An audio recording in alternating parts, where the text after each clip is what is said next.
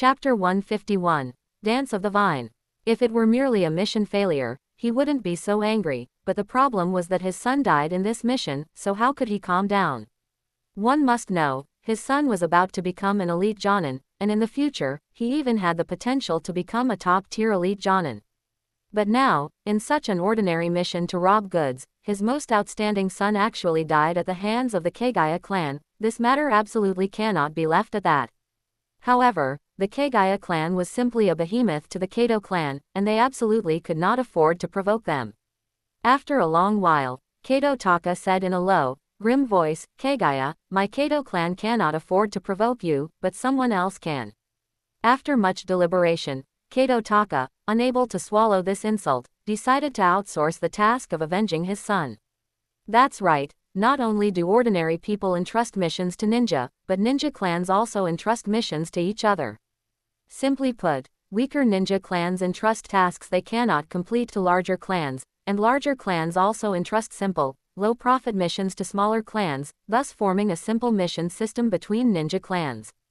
Having made up his mind, Kato Taka walked out of the Kato clan and headed west. Washin Castle. Kagaya Motori's mission was completed with almost no effort. The biggest trouble they encountered on the way was merely 5 ninja from the Kato clan blocking their path, the strongest of whom was only a jonin. Facing this outcome, Hagoromo Chihana showed more or less some disappointment. However, things are never always smooth sailing, and Hagoromo Chihana recovered after feeling a bit down for a while. Now, he could only pray that the Kagaya young clan head would encounter some danger when he returned to the Kagaya clan. If it really didn't work out, Hagoromo Chihana would have to set up a scheme himself to create a crisis for the Kagaya young clan head. However, if he were to set up the scheme himself, there was a high possibility of an accident. Therefore, unless there was absolutely no other way, Hagoromo Chihana still hoped that the Kagaya young clan head would be a bit more sensible and actively run into trouble, which would also reduce his own troubles, wouldn't it? After receiving the scroll confirming the completion of the mission from the client, the 3 of Kagaya Motori began their journey back. Hagoromo Chihana waited for a while, and after confirming that the Kagaya young clan head was almost at the edge of his perception range, he began to follow them. Time passed bit by bit. Kagaya Motori headed north, and the 3 of them got closer and closer to the Kagaya clan territory. Seeing that the 3 Kagaya were less than an hour's journey from the Kagaya clan territory, Hagoromo Chihana couldn't help but feel like giving up, preparing to arrange a crisis for the Kagaya young clan head himself next time. However, just then, 2 chakras suddenly appeared within Hagoromo Chihana's perception. Feeling a somewhat familiar chakra among them, Hagoromo Chihana couldn't help but let the corners of his mouth curl up slightly. It seems this matter might have a chance. If this guy has made great progress. After speaking, Hagoromo Chihana stopped and simultaneously began to sense the ice attribute natural energy around the Kagaya young clan head, so that he could use space ninjutsu to jump over at any time. On the other side, Kagaya Motori, who was on the road, suddenly felt his heart tighten, followed by a sudden flash of cold light. Clang! Kagaya Motori didn't even think, directly using Shikatsumyaku to condense a bone sword to block in front of him, followed by a crisp sound of weapons colliding. Ah! 2 screams came simultaneously from beside him, and 2 Kagaya Chunin were already dead at the hands of a middle-aged man with silver hair. Water release. Water dragon bullet jutsu. The screams of his companions caused Kagaya Motori to be slightly distracted. Seizing this opportunity, the silver-haired young man opposite him directly formed hand signs to attack. Kagaya Motori's pupils constricted. Shikatsumyaku, Dance of the Clematis. In an instant, a huge spiral bone spear directly appeared on Kagaya Motori's right arm, and he then used the bone spear to block in front of him. Boom! The water dragon bullet struck Kagaya Motori, and the huge impact directly sent Kagaya Motori flying. Bang! Kagaya Motori crashed into an old tree, a trace of blood flowing from the corner of his mouth. However, the silver-haired young man opposite did not stop there but took advantage of the momentum to directly charge over again, holding a katana. Fortunately, this minor injury was not a problem for Kagaya Motori. Facing the fierce silver-haired young man, Kagaya Motori instantly stood up, and the bone spear on his right arm directly thrust forward. Clang! The bone spear and the katana collided, creating a brief stalemate. However, This stalemate lasted less than 2 seconds before Kagaya Motori, relying on his immense strength, pressed the bone spear towards the silver-haired young man. Seeing that he had no advantage in strength, the silver-haired young man decisively gave up on a head-on power clash with the opponent and instead used his speed advantage to attack Kagaya Motori. Because the bone spear of the dance of the clematis leaned towards power and was somewhat cumbersome, Kagaya Motori quickly fell into a disadvantage. However, facing this situation, Kagaya Motori was not flustered at all. He calmly said, "Shikatsumyaku, dance of the large." As his voice fell, the bone spear on Kagaya Motori's right arm instantly disappeared, followed by 2 bone whips appearing in Kagaya Motori's hands. The next second, Kagaya Motori, holding 2 bone whips, underwent a drastic change in his fighting style. If Kagaya Motori using the bone spear before was full of a wild aura, then Kagaya Motori's current fighting state could be described as elegant. He held 2 bone whips, like a dancer holding 2 ribbons, gracefully and softly waving the things in his hands. But if one were to underestimate the power of Kagaya Motori's move because of this, that would be a huge mistake. Under Kagaya Motori's dance, the 2 bone whips appeared to be of ordinary power on the surface, but when they collided with the silver-haired young man's katana, they instantly produced crisp sounds and sparks. Because the bone whips' attacks were truly too strange, even if the silver-haired young man was extra careful, he still felt like he couldn't guard against them effectively. Therefore, after about 10 seconds, swish, the bone whip lashed out, and a wisp of blood scattered in the air. The pain on his cheek instantly stimulated a bead of cold sweat to appear on the silver-haired young man's forehead, so he quickly shunshined to his companion's side. "How is it, Tobarama? Can you handle it?" the silver-haired middle-aged man next to him asked with concern. That's right, the person who arrived was Senju Butsuma's second son, Senju Hashirama's younger brother, Senju Tobarama. Facing the clan member's question, Senju Tobarama shook his head, "It's nothing. Although this guy's chakra is only close to that of a top-tier elite Jonin, his actual combat strength is already on par with a top-tier elite Jonin. Moreover, his application of Shikatsumyaku is so skilled. If I'm not mistaken, he should be the Kagaya clan's young clan head." Chapter 152 New Technique. Senju Tobarama's face was full of caution. If he had reacted even a moment slower, that bone whip wouldn't have struck his face, but his neck. The opponent's bone whip was incredibly powerful, and Senju Tobarama didn't think he would survive if he took a hit like that. Hearing Senju Tobarama say this, the silver-haired middle-aged man said, "Then let's go together. This place isn't too far from the Kagaya clan territory, so let's finish this quickly." Senju Tobarama shook his head. "No, this is a rare opportunity for me to train. Big brother is already very strong, and I can't fall too far behind. So, I'll deal with this young clan leader of the Kagaya clan by myself." Ever since his big brother awakened wood release, his strength has been improving almost daily. It's estimated that in less than 2 or 3 years, Big Brother will become a clan leader-level powerhouse. At that time, with his powerful wood release, Big Brother might even be stronger than father. But what about him? He hasn't even reached the level of a top elite Jonin. If he doesn't work harder, the gap between him and his big brother will only grow wider. He didn't want to just be a child protected by his big brother, he also wanted to prove himself to his big brother. Looking at Senju Tobarama's stubborn eyes, the middle-aged man next to him said, "But what if someone from the Kagaya clan comes to support him?" Facing his clan members' doubts, Senju Tobarama smiled confidently and said, "Don't worry, I'm confident I can kill him. Even if the Kagaya clan leader comes to support him, I'm confident I can get you out of here safely, with my new ninjutsu." With a confident voice, Senju Tobarama tightened his grip on the katana in his hand. "New ninjutsu?" the silver-haired middle-aged man beside him asked in confusion. "That's right, a new ninjutsu I spent several years developing, powerful enough to decide the outcome in a single move." On the other side, while Senju Tobarama was talking to his companion, Kagaya Mashiro was also contemplating countermeasures. From their previous exchange, the silver-haired youth's strength was slightly inferior to his own. If it were a one-on-one fight, he was confident he could kill him. However, this wasn't a one-on-one fight, the opponent had a companion. Although he didn't know the exact strength of the silver-haired middle-aged man, judging by how he instantly killed his clan member, he was at least an elite Jonin. Such strength posed a great threat to him, and he had to be careful. Oh, a new ninjutsu that can kill in one blow.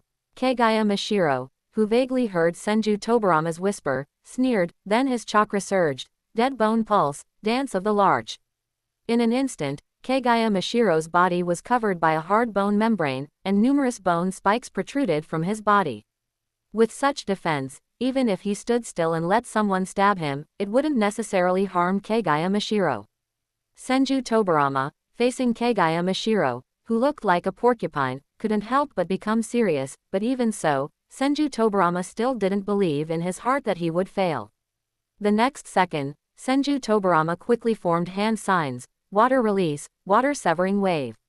Senju Tobarama moved quickly towards Kagaya Mashiro while forming hand signs. Seeing this, Kagaya Mashiro's expression became serious, and he used an even more powerful technique, Dead Bone Pulse, Dance of the Clematis. Kagaya Mashiro's arm bones surged, and in just an instant, his right arm was encased in a giant spiral pattern spearhead, while the bone whip in his left hand also became thicker and harder.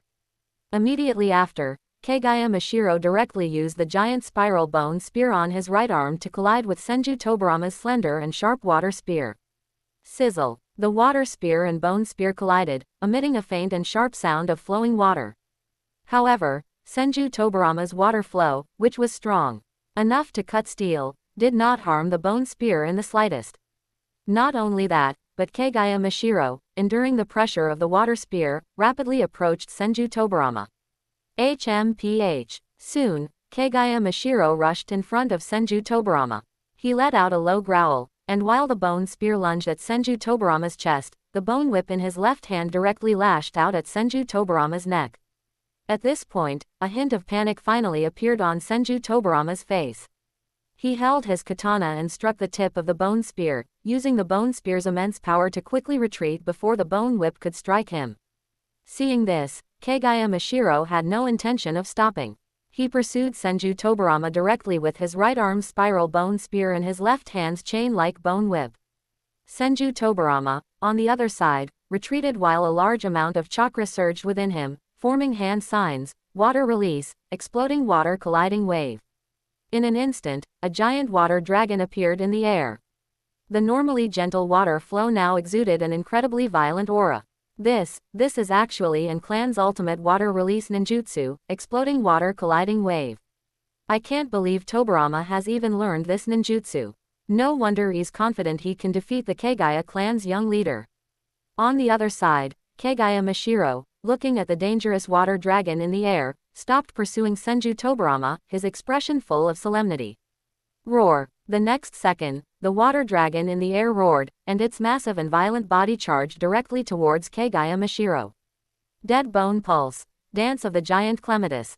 Kagaya Mashiro clasped his hands together, and the bone whip in his left hand disappeared, replaced by a giant spiral bone spear that encased both of Kagaya Mashiro's arms. Rumble! The exploding water colliding wave, with an aura of destruction, fiercely slammed into the ground. In an instant, the water dragon's powerful impact directly created a deep pit in the ground, and a large amount of water instantly submerged Kagaya Mashiro.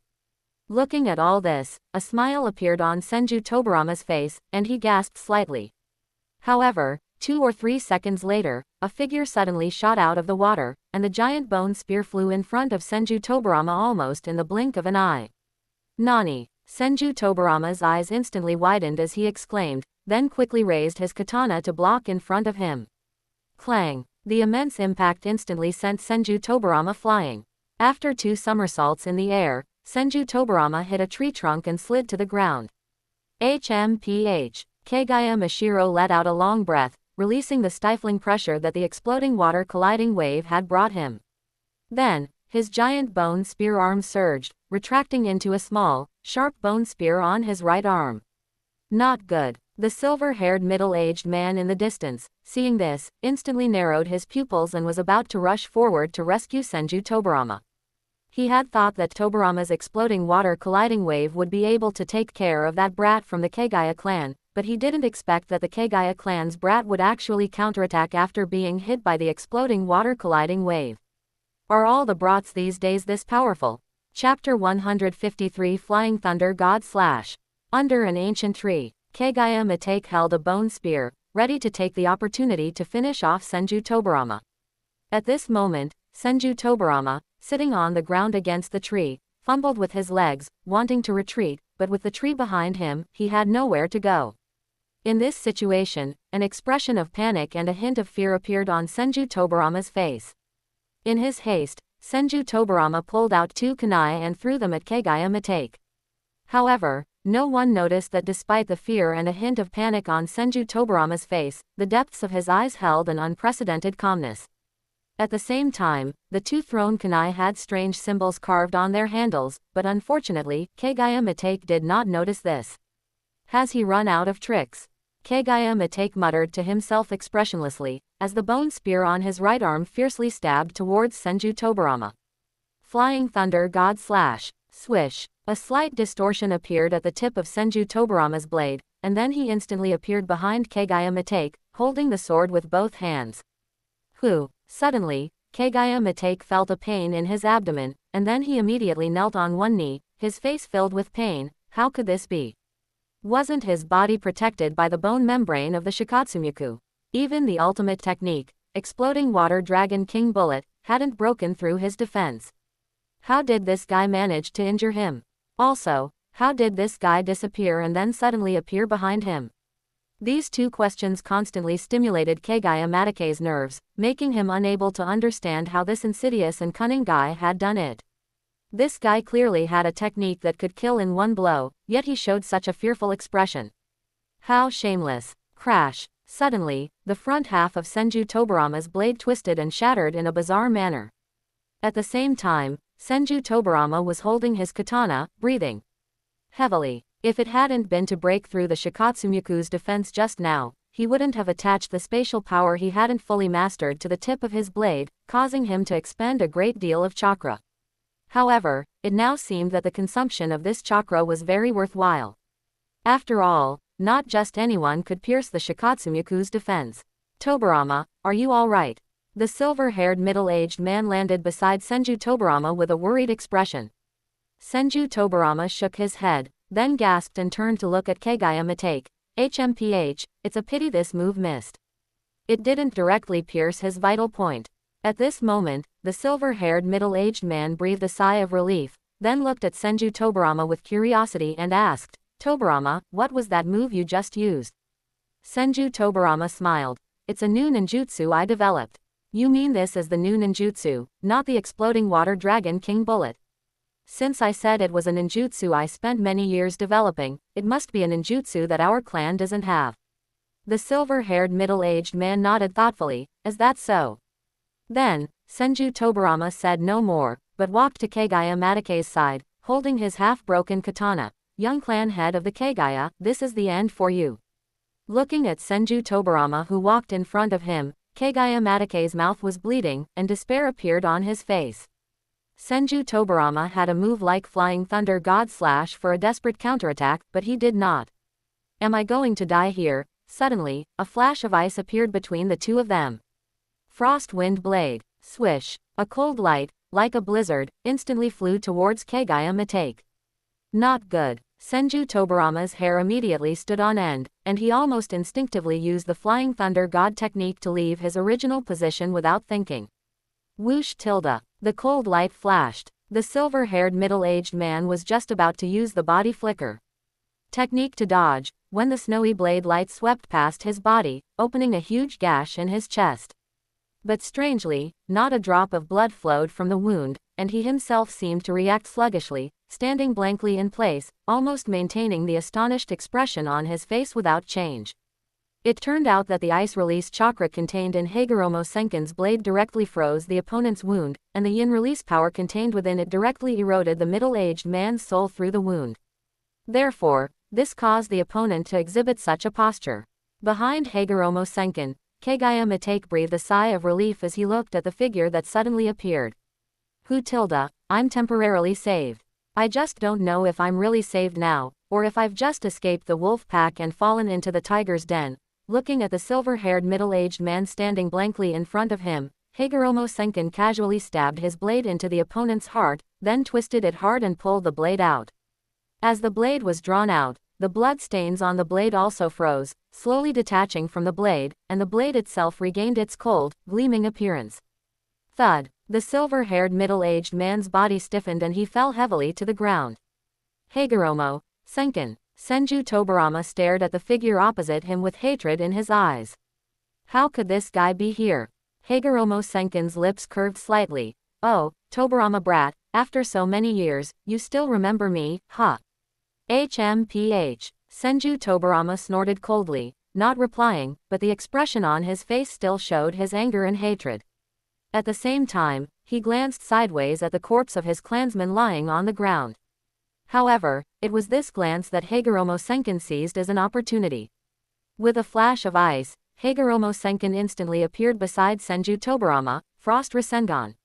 The ice-blue Rasengan almost instantly condensed in Higoromo Senkin's palm, then was directly pressed against Senju Tobarama's chest. Swish! As the Frost Rasengan barely grazed Senju Tobarama's chest, Senju Tobarama instantly vanished from his spot, disappearing without a trace. TCH. Did he run? Looking at Senju Tobarama, who had vanished without a trace, Higoromo Senkin pouted. However, his heart was filled with solemnity. If he wasn't mistaken, this sudden disappearing ninjutsu should be the Flying Thunder God technique. This brat, Senju Tobarama, truly had extraordinary talent, to be able to develop a spatial ninjutsu all by himself. It was truly outrageous. Furthermore, judging by his proficiency in using the Flying Thunder God, he had probably developed it quite some time ago. Is this the so-called butterfly effect? Higoromo Senkin rubbed his temples, a little headache. He clearly remembered that Senju Tobarama only barely used an unpracticed Flying Thunder God to kill Uchiha Izuna after Uchiha Madara became clan head. But now, Uchiha Tajima and Senju Butsuma were not even dead yet, and Senju Tobarama was already able to use the Flying Thunder God technique so proficiently, severely wounding the Kagaya young clan head. It seemed that his initial worries had indeed come true. This brat, Senju Tobarama, had actually developed the Flying Thunder God technique ahead of time, inspired by his own ice leap. Now, he could only wish Uchiha Izuna good luck, hoping he wouldn't die before Uchiha Tajima. Chapter 154 Becoming One of Ourselves.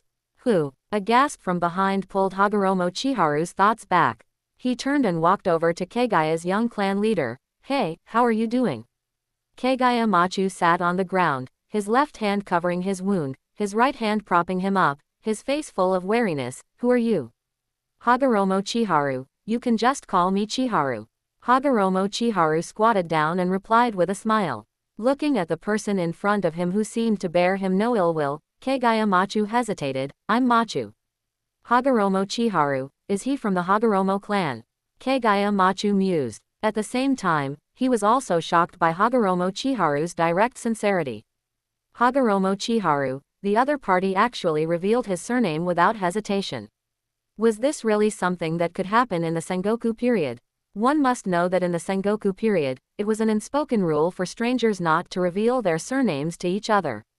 Because, among the ninja clans of the Sengoku period, there were generally large and small feuds, and the revelation of a surname often meant mutual slaughter. But Hagoromo Chiharu was able to blurt out his surname without thinking. Was he fearless, or was he brainless? Or perhaps, was he different from other hate-filled ninja? This was where Kagaya Machu differed from other Kagaya clan members. Compared to his other hot-tempered clan members, Kagaya Machu was much more composed, and at the same time, he was more adept at thinking and had richer emotional depth. This was also why Kagaya Machu behaved differently from other Kagaya clan members. Seeing that the other party had only given his name, Hagoromo Chiharu showed a curious expression. And your surname? What's your surname? He naturally knew that the other party was the young clan leader of the Kagaya clan, but he just wanted Kagaya Machu to voluntarily reveal his surname, in order to make the other party lower his guard. After all, there were many small clans separating the Kagaya and Hagoromo, which meant there had never been any major conflicts between the Hagoromo and Kagaya. Even if occasional disputes arose, they were during missions, and compared to the hatred generated by large wars, this could only be considered a minor issue. Therefore, by having the other party voluntarily reveal his surname now, and being honest with each other, it could also reduce some of the other party's concerns. Facing Hagoromo Chiharu's inquiry, Kagaya Machu was silent for a moment, then a difficult smile appeared on his face. Kagaya, I'm Kagaya Machu. Just as Hagoromo Chiharu expected, Kagaya Machu, after some thought, realized that the Kagaya clan seemed to have no major conflicts with the Hagoromo clan, so he revealed his surname. Seeing Kagaya Machu's face turn pale due to his injury, Hagoromo Chiharu asked with concern, Kagaya Machu, how is your injury? Kagaya Machu shook his head. It's not a vital spot, but it needs to be treated quickly. Hagoromo Chiharu took the opportunity to ask, then do you want me to take you back? Kagaya Machu lowered his head, wondering what he was thinking. After about 2 or 3 seconds, he finally looked up and said, aren't you afraid of encountering danger after going to my Kagaya clan? Hagoromo Chiharu grinned, revealing a mouthful of white teeth. I'm your lifesaver, aren't I? Would you repay kindness with enmity? As his words fell, Kagaya Machu was stunned for a moment. After he reacted, a smile appeared on his face, a smile he seemed to have never shown before. Of course not. Hagoromo Chiharu spread his hands with a smile. Then that's settled, let's go. With that, Hagoromo Chiharu reached out and helped Kagaya Machu, who was sitting on the ground, to his feet. Kagaya Machu winced in pain but still said, thank you. Hagoromo Chiharu nodded. Let's go. In the forest, 2 figures slowly moved towards the Kagaya clan's territory. Looking at the silent Kagaya Machu beside him, Hagoromo Chiharu thought to himself, system, are you dead? Open black lens bracket ding tilde if the host wishes, the system can die now to add to your excitement. Close black lens bracket. Hearing this, Hagoromo Chiharu's heart instantly tightened. Don't, big brother, I was just kidding. The system was his biggest reliance. Although this guy hadn't made a sound for several years, it was undeniable that the system was as important as his life to him. If the system died now because of a joke, he would regret it terribly. System, how can I live without you? Open black lens bracket. The system was also joking. Close black lens bracket. That joke isn't funny at all. Hagoromo Chiharu silently complained in his mind. Open black lens bracket. I think so too. Close black lens bracket. After chatting with the system for a couple of sentences, Hagoromo Chiharu said, system, I still have 2 subordinate talent points, right? Can I use them on Kagaya Machu now? After a second or two. Open black lens bracket ding tilde. Upon detection, Kagaya Machu has been moved by the host's sincerity, and has developed a certain level of favorability towards the host, so it can be used. Close black lens bracket. Sincerity. Hagoromo Chiharu paused, then nodded sagely. That's right, he was moved by my sincerity, definitely not by my schemes. Thinking this, Hagoromo Chiharu suddenly felt a bit guilty.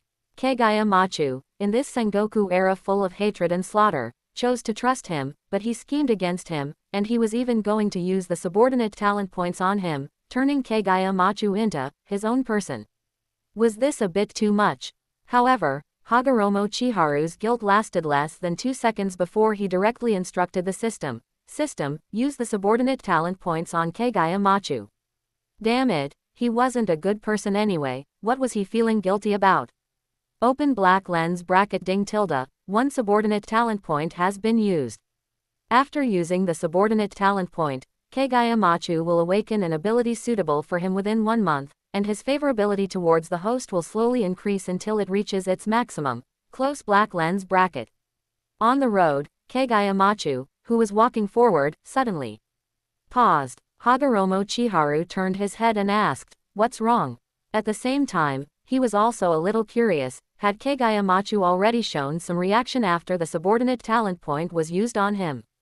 Kagaya Machu said, nothing, I just suddenly feel like the wound doesn't hurt as much. Perhaps, Kagaya Machu himself didn't even realize that after Hagoromo Chiharu asked, he blurted out his situation without thinking. Everything seemed so natural, even Hagoromo Chiharu himself didn't realize the issue. Hagoromo Chiharu, who was supporting Kagaya Machu, nodded. At the same time, he couldn't help but feel a little curious. Could it be that the subordinate talent points also had healing effects? Chapter 155, Alliance. On the way, even though Kagaya Masaki said he felt his wounds didn't hurt as much, it was undeniable that despite being simply bandaged, his wounds were still bleeding profusely.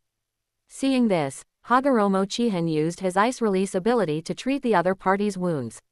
This was a development of his ice release ability over the past few years. While he didn't know if freezing wounds in his previous life was effective for controlling injuries, in this world, using ice release to freeze a wound could indeed stabilize the injury. For this reason, when Hagoromo Chihin was developing this ability, he even experimented with captives from missions. Perhaps due to chakra, Hagoromo Chihin's ice release was exceptionally effective in stabilizing injuries. As long as it was frozen by Hagoromo Chihin's ice release, the injury would be very difficult to worsen. However, it was a pity that this ability was useless for recovering from injuries, it could only be used as an emergency treatment for wounds. And so, Hagoromo Chihin supported the injured person as they advanced towards the Kagaya clan territory. What would have been less than an hour's journey at Kagaya Masaki's speed took the two of them nearly 3 hours to approach the Kagaya clan territory. As for why Hagoromo Chihin didn't use ice jump to bring Kagaya Masaki over, it could only be said that doing so would make it seem too easy. Although Kagaya Masaki was now under the effect of the subordinate talent value and his favorability towards him would eventually be maxed out, walking all this way could also increase some favorability in advance. As the saying goes, adversity reveals true friendship. I've supported you for such a long journey, I don't believe you won't be moved. Anyway, Kagaya Masaki's injury had already been controlled and wouldn't worsen, and walking a bit more could increase some favorability, so why not? Swish swish swish. Suddenly, 3 ninja directly surrounded Hagoromo Chihin and the other person. They mostly had black hair, 2 red dots on their foreheads, and their eyes gave off a feeling of both vigor and excitement, clearly characteristic of the Kagaya clan. Who are you? Release the young clan head immediately. A Kagaya ninja immediately pointed his blade at Hagoromo Chihin with a fierce expression. The other two, though silent, also stared at Hagoromo Chihin with unfriendly faces, as if they would act together if things weren't handled properly. Seeing this, Hagoromo Chihin was completely stunned. Good heavens, under normal circumstances, shouldn't they first communicate with him to ensure Kagaya Masaki's safety as much as possible? With your fierce expressions and readiness to fight at the drop of a hat, do you have a grudge against Kagaya Masaki or something? Are you afraid he won't die? Kagaya Masaki, seeing this, immediately scowled. Stand down. Although his voice sounded somewhat weak, his tone was full of unquestionable authority. But the fierce Kagaya ninja wanted to argue. As a result, a bone sword immediately condensed in Kagaya Masaki's hand. He is my friend. Kagaya Masaki said no more, but his tightly gripped bone sword and firm gaze caused the opposing Kagaya ninja to lower his head. Yes. As his voice fell, the 3 Kagaya ninja instantly vanished. Seeing this, Hagoromo Chihin smiled and shook his head. This is indeed very Kagaya. And so, with Kagaya Masaki holding his bone sword, the two walked into the Kagaya clan territory, neither knowing who was escorting whom. Upon arriving at a small courtyard, healers were already present in the Kagaya clan territory to treat Kagaya Masaki's injuries, while Hagoromo Chihin, after releasing the ice release that stabilized the injury, found a place to sit down. After about 5 or 6 minutes, bang, the courtyard gate was suddenly violently pushed open. Immediately after, a muscular man with red dots on both sides of his brow, and his gray-white hair tied up, pushed open the door and walked in. Masaki, how are your injuries? The man got straight to the point, striding quickly to Kagaya Masaki, who was having his injuries treated, and asked. Fortunately, Kagaya Masaki's injuries had been mostly treated by the healer. The healer then put down his tools, stood up, and said to the man, Clan head, the young clan head's injuries are quite severe, he will likely need several months of recuperation. The Kagaya clan head frowned. Will it affect his future strength? The healer shook his head. It shouldn't. Hearing this, the Kagaya clan head's brows relaxed. It's good as long as it doesn't affect his future strength. Then, he turned to look at Hagoromo Chihin, who was sitting to the side. You are. Because when Hagoromo Chihin and Kagaya Masaki entered, Kagaya Masaki was holding a bone sword, the other Kagaya clan members dared not ask any questions, and Kagaya Masaki did not offer an explanation. So, the Kagaya clan head only knew that the other party was Kagaya Masaki's friend, but he had no idea who the other party actually was. At this moment, Kagaya Masaki spoke up proactively. Father, on my way back from a mission, I encountered people from the Senju clan and almost lost my life. Chihin saved me. Hagoromo Chihin also nodded at this time, while observing the other party. The Kagaya clan head's name was not unknown to outsiders like Kagaya Masaki's. As the clan head of one of the Land of Fire's 3 first-rate ninja clans, Kagaya Kenichiro's information was basically well known to people. He himself possessed the Kagaya clan's bloodline limit, Shikatsumyaku, and his strength was quite formidable. If one were to only consider taijutsu, Kagaya Kenichiro's strength would probably be even greater than Senju Butsuma's. Of course, as the clan head of the Senju clan, Senju Butsuma himself possessed an extremely vast amount of chakra and also mastered many esoteric ninjutsu. Therefore, even though Kagaya Kenichiro's taijutsu was formidable, if they were to truly fight, Senju Butsuma's chances of winning would be greater. Listening to Kagaya Masaki's explanation, Kagaya Kenichiro nodded, "Is that so?" Then, he looked at Hagoromo Chihin with a serious expression. "What do you want?" Hagoromo Chihin was taken aback. "Huh." Kagaya Kenichiro said, "You saved Masaki. My Kagaya clan is not unreasonable. Speak, what do you want?" Hearing this, Hagoromo Chihin finally understood. So, the other party thought he had saved Kagaya Masaki with some ulterior motive. Although his own goal had already been achieved, since Kagaya Kenichiro asked him, if he didn't ask for something, it would instead arouse the other party's suspicion. He still had another goal to accomplish. He couldn't simply arouse suspicion and be forced to leave. Thinking of this, Hagoromo Chihin grinned. "Masaki and I hit it off immediately, we're just like brothers. Saving him is only natural, isn't it? Of course, if you insist on talking about a reward, I want an alliance." Chapter 156 Hinata Dekong. In the Kagaya clan territory, half a month had passed since Hagoromo Chicken arrived at the Kagaya clan. Although the Kagaya clan head did not directly agree on the day Hagoromo Chicken proposed an alliance, he also did not refuse. And with Kagaya Motori's guarantee, the Kagaya clan had no intention of driving them away so far. After all, he saved the young clan head of the Kagaya clan. If the Kagaya clan were to drive him away, it would be a bit ungracious. In the Kagaya clan's view, Hagoromo Chicken alone couldn't cause any trouble in the Kagaya clan territory. One must know that the Kagaya clan territory had the clan head, the first elder, and the second elder, 3 clan head level powerhouses. If Hagoromo Chicken dared to cause trouble in the Kagaya clan territory, the 3 clan head level powerhouses could suppress him in minutes. Therefore, the Kagaya clan was not worried about any incidents with Hagoromo Chicken in the clan territory and simply treated him as someone to be supported, like a freeloader.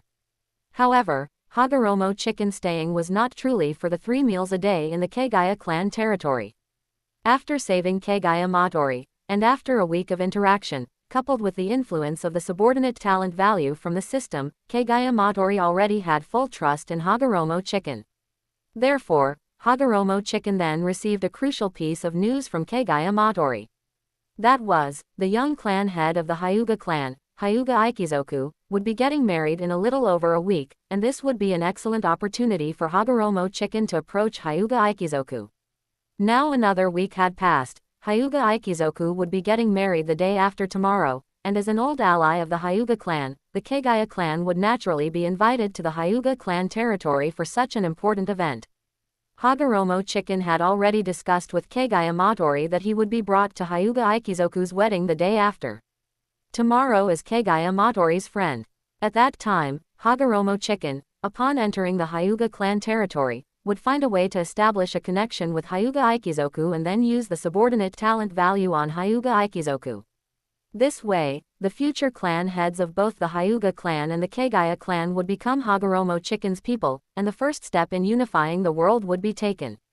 Chicken, Hyuga Ikizoku's wedding is the day after tomorrow. Are you preparing a wedding gift?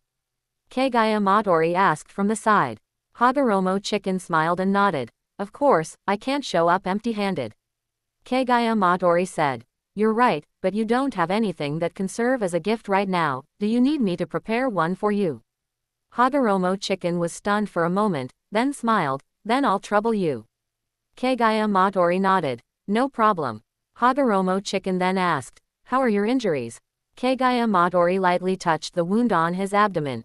Moving around is fine now, but if I were to fight, it would probably be very difficult. Alright, Hagoromo Chicken nodded. He wondered what kind of abilities Kagaya Matori would awaken after the subordinate talent value was used on him. Time flew by. Soon, it was the morning of the next day. Although the Kagaya clan and the Hyuga clan were not far apart, there was still some distance, and the Kagaya clan couldn't arrive on the very day of the wedding, so they had to depart for the Hyuga clan territory today. A total of 10 people were going to the Hyuga clan territory.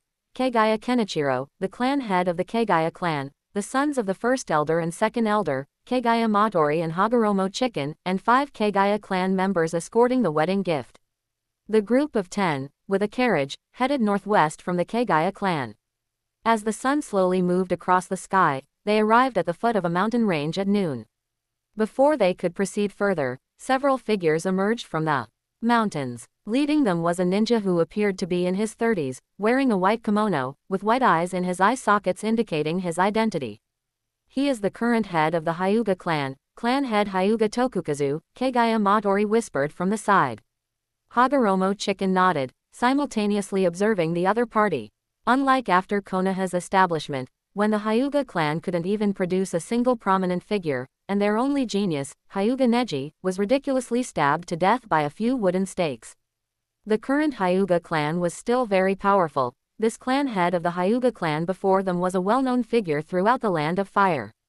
Soon, both parties met. Hyuga Tokukazu spoke first. Long time no see, Kenichiro. Kagaya Kenichiro immediately burst into laughter, opening his arms and giving the other party a bear hug. Ha ha ha ha ha. It has been a long time. This time we must drink to our heart's content. Even though the Kagaya clan was secretly called the Mad Ninja clan by the entire Land of Fire, this was only the superficial appearance people saw. Although the Kagaya clan seemed very crazy, anyone they recognized would be treated with genuine sincerity, which was also why the Kagaya clan could become old allies with the Hyuga clan.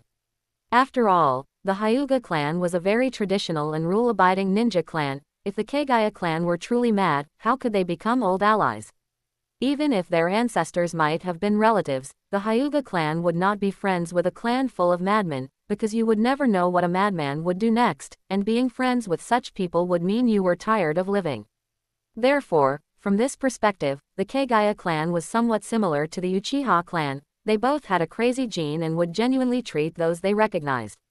However, the difference was that the Uchiha clan was not as mad as the Kagaya clan, and the Kagaya clan would not awaken a bloodline limit due to the loss of cherished emotions. Otherwise, Senju Tobarama would probably have to say, the inherently evil Uchiha clan and Kagaya clan. Facing Kagaya Kenichiro's bear hug, Hyuga Tokukazu smiled helplessly, allowing the embrace. He was usually a very rigid person, but facing the enthusiastic Kagaya Kenichiro, he couldn't coldly push him away and refuse, so he could only helplessly wait for the other party's enthusiasm to fade. Fortunately, Kagaya Kenichiro did not hug for too long. After about 4 or 5 seconds, he released Hyuga Tokukazu, then turned and said, "Matori, greet him." Unlike Kagaya Kenichiro's enthusiasm, Kagaya Matori stepped forward and bowed respectfully. "Greetings, uncle." Chapter 157 Hinata Tenon. Facing Kagaya Matake's greeting, Hyuga Tokunatsu smiled and nodded. It's been 5 or 6 years since we last met, hasn't it? Also, are you injured? Kagaya Matake replied. Half a month ago, when I was returning to the clan after completing a mission, I was ambushed by the Sanju clan. Fortunately, I was saved by Chiharu, or I would have lost my life. As he spoke, Kagaya Matake took the opportunity to introduce Hagoromo Chiharu to Hyuga Tokunatsu. It was then that Hyuga Tokunatsu noticed there was an outsider in the Kagaya clan's group, Chiharu. Which clan do you belong to? Hagoromo Chiharu stepped forward and replied with a smile, the Hagoromo clan. My name is Hagoromo Chiharu. Just like the Kagaya clan, the Hagoromo and Hyuga also didn't have any major grudges. In fact, among the 2 top ninja clans and 2 first-rate ninja clans in the Land of Fire, the Hagoromo only had a vendetta with the Senju clan, but it was just one Senju that nearly wiped out the Hagoromo. From this, one could also see how astonishing the strength of the Senju clan was. Apart from their old rival Uchiha, they had the right to disregard any other ninja clan. After hearing Hagoromo Chiharu's words, Hyuga Tokunatsu thought for a moment, then immediately asked, "The Hagoromo clan? Hagoromo Chiharu, are you the young clan leader of the Hagoromo clan who is said to be no less powerful than Senju Hashirama and Uchiha Madara?" Hagoromo Chiharu was stunned for a moment, then laughed awkwardly. "Uncle has heard of me." Hyuga Tokunatsu nodded. "A while ago, you led the Hagoromo clan to destroy the Shimura and simultaneously attacked the Sarutobi clan, finally engaging in a battle with Senju Hashirama that ended in a draw. You are truly famous throughout the Land of Fire. Although the Shimura are nothing in the eyes of us first-rate ninja clans, they are considered a strong clan in the Land of Fire. For you to be able to lead people to destroy the Shimura at this age, you truly live up to being the son of the Hagoromo clan leader." Facing Hyuga Tokunatsu's praise, Hagoromo Chiharu scratched his head a little sheepishly. "Uncle, you flatter me. Although the Shimura have some strength, in front of us first-rate ninja clans, they are still not worth mentioning. The Shimura clan, a few years ago, allied with the Senju and Sarutobi to attack my Hagoromo clan.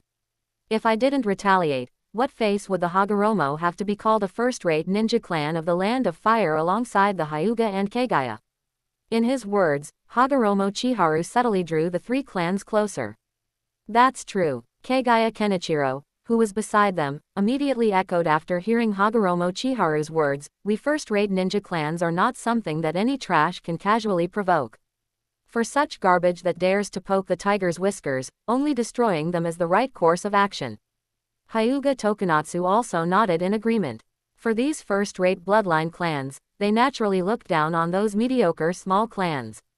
Therefore, in Hyuga Tokunatsu's view, for those small clans that dare to provoke them, they must be destroyed to teach them a lasting lesson.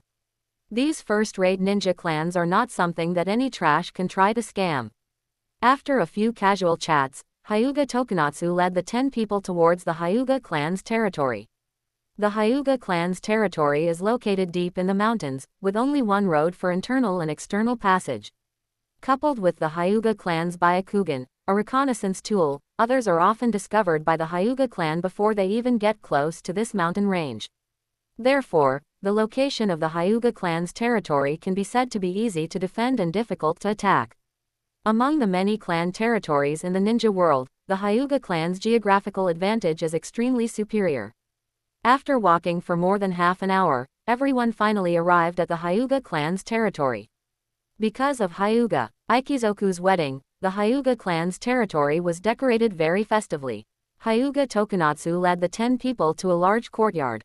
The clan emblem of the Kagaya clan was carved on the plaque at the courtyard gate, indicating that this should be the residence the Hyuga clan had always reserved for the Kagaya. "Hey, Mitake, does your Kagaya clan territory also have a place like this?" Hagoromo Chiharu pointed at the plaque above the main gate and asked. Hagoromo Chiharu hadn't wandered around much in the Kagaya clan's territory, so he naturally didn't understand its layout. After all, Hagoromo Chiharu staying in the Kagaya clan's territory for such a long time was already a bit inappropriate. If he were to wander around freely, it would inevitably raise suspicions of trying to gather intelligence on the Kagaya. Therefore, during his half-month stay with the Kagaya clan, Hagoromo Chiharu consciously narrowed his activity range to avoid unnecessary trouble. This also meant that Hagoromo Chiharu had basically not seen any other buildings in the Kagaya clan's territory, apart from the area around Kagaya Matake's courtyard. Looking at the direction Hagoromo Chiharu was pointing, Kagaya Mitake was stunned for a moment, then reacted, "Yes, our Kagaya clan territory also retains a Hyuga family residence." Hearing this, Hagoromo Chiharu couldn't help but exclaim, "Your two clans truly have a good relationship." Reserving a courtyard for another family within one's own clan territory is a sign of a truly extraordinary relationship. Entering the courtyard, the two clan leaders chatted, while Hagoromo Chiharu inquired about the Hyuga clan from Kagaya Mitake.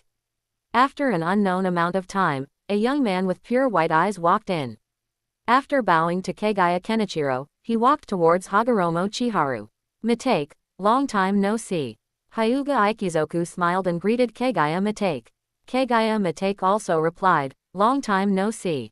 Immediately after, Hyuga Ikizoku turned his gaze. "You are Hagoromo Chiharu." Hagoromo Chiharu nodded, "That's right. I am Hagoromo Chiharu." Hyuga Aikizoku asked curiously, I heard you saved Matake's life. Are you stronger than Matake? Hagoromo Chiharu spread his hands, you'll have to ask Matake about that. Hyuga Aikizoku's gaze fell on Kagaya Matake again. Kagaya Matake nodded, yes, Chiharu is much stronger than I am. Hyuga Aikizoku looked at Hagoromo Chiharu with suspicion, really or fake? Even though Kagaya Matake had personally admitted it, Hyuga Aikizoku still didn't quite believe it. He always felt it was Kagaya Matake's humble remark. Facing Hyuga Aikizoku's skepticism, Hagoromo Chiharu didn't get angry, but instead smiled and asked, what if it's real, and what if it's fake? A hint of fighting spirit appeared in Hyuga Aikizoku's eyes. People say that you, Senju Hashirama, and Uchiha Madara are the strongest among the younger generation in the ninja world. I don't quite believe that statement. How about we have a match? Hagoromo Chiharu said, you're getting married tomorrow. Is it appropriate for us to have a match today? Chapter 158 Soft Fist. After hearing Hagoromo Chicken's words, Hyuga Aikizoku shrugged indifferently. We're all ninja, we could lose our lives at any moment. Why be superstitious about it? Hagoromo Chicken couldn't help but give Hyuga Aikizoku a thumbs up.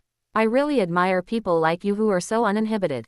One must know that when Hagoromo Chicken first transmigrated, he even prayed to gods and Buddha, yet Hyuga Aikizoku, a native, wasn't superstitious about anything. Because of this, Hagoromo Chicken could only agree to his request.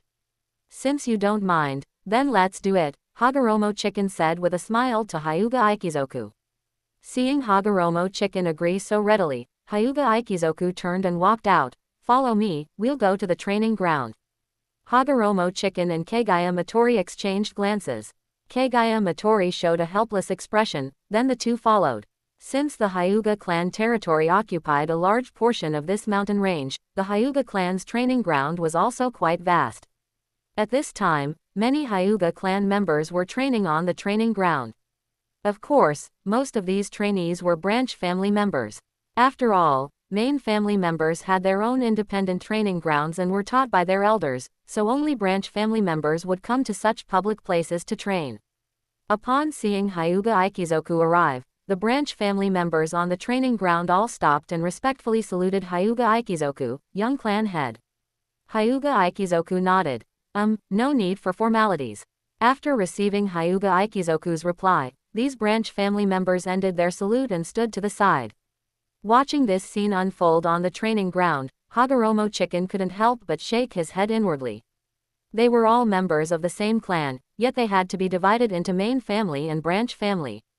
The Uchiha clan also had dojutsu, but you don't see Uchiha using a ninjutsu like the caged bird to control their clan members. He wondered what the Hyuga ancestor who created the caged bird cursed seal was thinking, to actually use a cursed seal to enslave his own clan members. It was truly insane. However, this was ultimately an internal affair of the Hyuga clan, and Hagoromo Chicken, as an outsider, couldn't say much.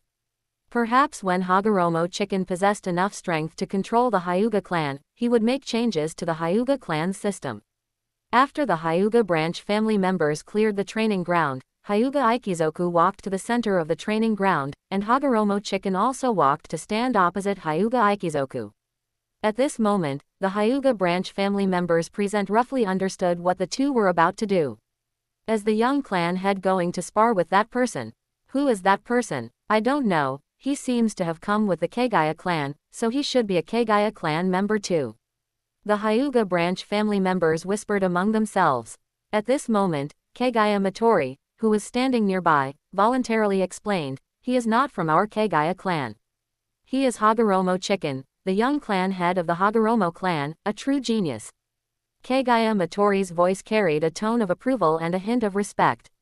In the middle of the training ground, Hagoromo Chicken and Hyuga Aikizoku stood facing each other.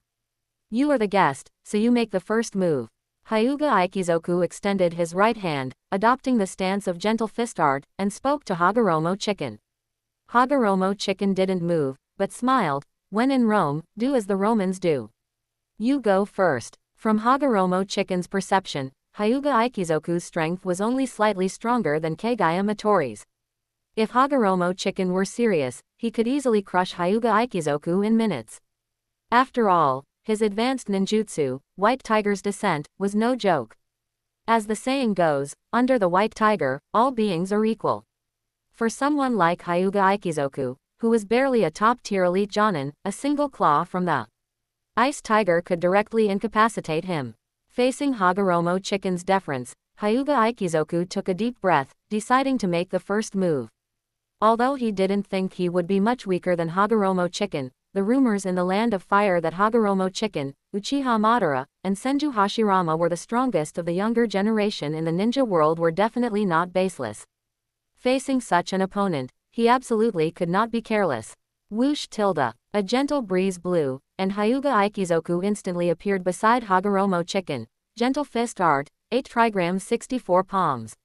Right from the start, Hyuga Aikizoku used the Hyuga clan's signature taijutsu. Facing Hyuga Aikizoku's attack, Hagoromo Chicken quickly parried Hyuga Aikizoku's palms, intending to block Hyuga Aikizoku's gentle fist art with this method. However, after blocking more than 20 moves with this method, as Hyuga Aikizoku's speed became faster and faster, Hagoromo Chicken also found himself struggling to keep up with Hyuga Aikizoku's fist speed. So, Hagoromo Chicken seized an opportunity, exchanged a punch with Hyuga Aikizoku, and immediately retreated. Looking at his slightly reddened palm, Hagoromo Chicken sighed with emotion. As expected of gentle fist art, it truly has some unique aspects.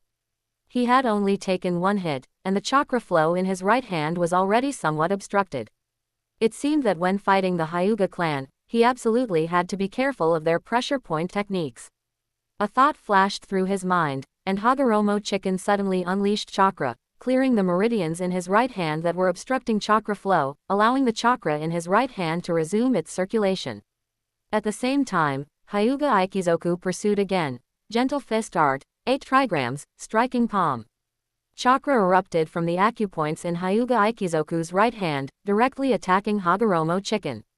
Hagoromo Chicken calmly extended his right hand. Rasengan. Boom. Instantly, two forces collided, stirring up gusts of air. After a stalemate of 1 or 2 seconds, Hyuga Aikizoku was pushed back 5 or 6 steps by the Rasengan, while Hagoromo Chicken remained standing, not retreating a single step. Looking at the scene before him, Hyuga Aikizoku's expression became unprecedentedly solemn. He placed both arms at his waist, adopting a horse stance, gentle step, twin lion fists. In an instant, a large amount of chakra gathered on Hyuga Aikizoku's arms, then formed 2 imposing dark blue lion heads. The breeze formed by the chakra caused Hyuga Aikizoku's clothes to sway back and forth. Immediately after, Hyuga Aikizoku fiercely rushed towards Hagoromo Chicken. Facing Hyuga Aikizoku's powerful attack, Hagoromo Chicken directly released a Rasengan from each hand, then used the Rasengan as fists, directly clashing head-on with Hyuga Aikizoku, blow for blow. Boom, boom, boom. A series of roars continuously emanated from between the two. After a good while, the two finally separated. Immediately after, Hagoromo Chicken looked at Hyuga Aikizoku and said, "Be careful with this next move, because if you're not careful, you might be directly defeated." Chapter 159. Hanada Tionin is in hand. Hearing this, Hyuga Aikizoku instantly became alert. However, the opposing Hagoromo Chiharu had already made his move, and a frosty blue Rasengan appeared directly in Hagoromo Chiharu's right hand. Such chakra! With his Byakugan activated and veins bulging at his temples, Hyuga Aikizoku looked at the Rasengan in Hagoromo Chiharu's hand, a look of surprise on his face. Although this move wasn't significantly different from the Rasengan Hagoromo Chiharu had just used, he sensed a hint of danger from this particular Rasengan. "Be careful," Hagoromo Chiharu warned. However, no sooner had he spoken than Hagoromo Chiharu used Ice Leap to appear beside Hyuga Aikizoku. Nani! Hagoromo Chiharu's sudden appearance startled Hyuga Aikizoku, who then instantly released a large amount of chakra from the tenketsu in his palms, 8 trigrams palms, revolving heaven. In an instant, as Hyuga Aikizoku's body rotated faster and faster, the chakra released from all his tenketsu formed a spherical chakra shield, creating a 360-degree perfect defense around Hyuga Aikizoku. Frost Rasengan. Hagoromo Chiharu pressed his right hand forward, and the icy blue Rasengan directly collided with Hyuga Aikizoku's revolving heaven. Z's. The clash of chakra emitted a piercing sound, and then the ice release chakra contained within the Rasengan began to spread with the rotation of revolving heaven, causing revolving heaven to be covered by a layer of icy blue chakra in a very short time.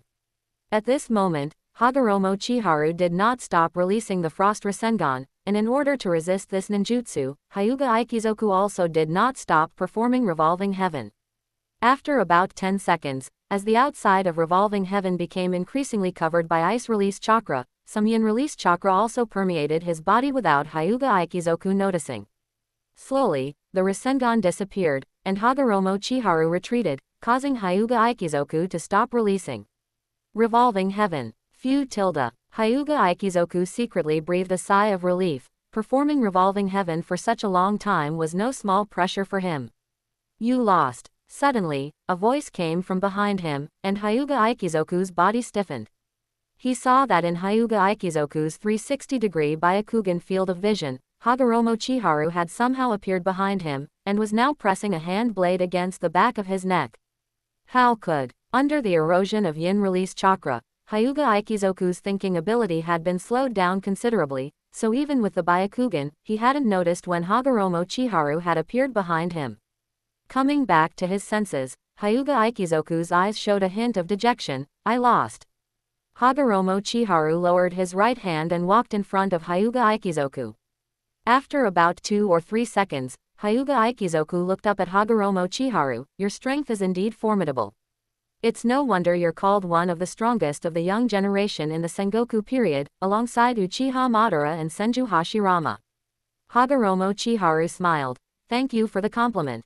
However, while he said that, what he was thinking was, this level isn't enough to be compared with Senju Hashirama and Uchiha Madara. If I weren't afraid of hurting your self-confidence, I could directly summon a Gundam and beat you into depression. Then you'd truly see what level Senju Hashirama and Uchiha Madara are at. Facing Hagoromo Chiharu's verbal humility, Hyuga Aikizoku said with a serious expression, I didn't go easy on you. I acknowledge your strength, and I will catch up to you one day. Hagoromo Chiharu then showed a brilliant smile. Keep it up, I believe in you. As if, Hagoromo Chiharu silently added in his mind, I have a cheat code. I'm going to contend with Madara and Hashirama in the future. How are you going to catch up to me with a hammer? Then, he silently asked in his mind, System, can I use the subordinate talent value on Hyuga Aikizoku now? Ding tilde, detection complete. Hyuga Aikizoku has confirmed that you have the strength to save Kagaya Maru, and thus has a slight favorable impression of you.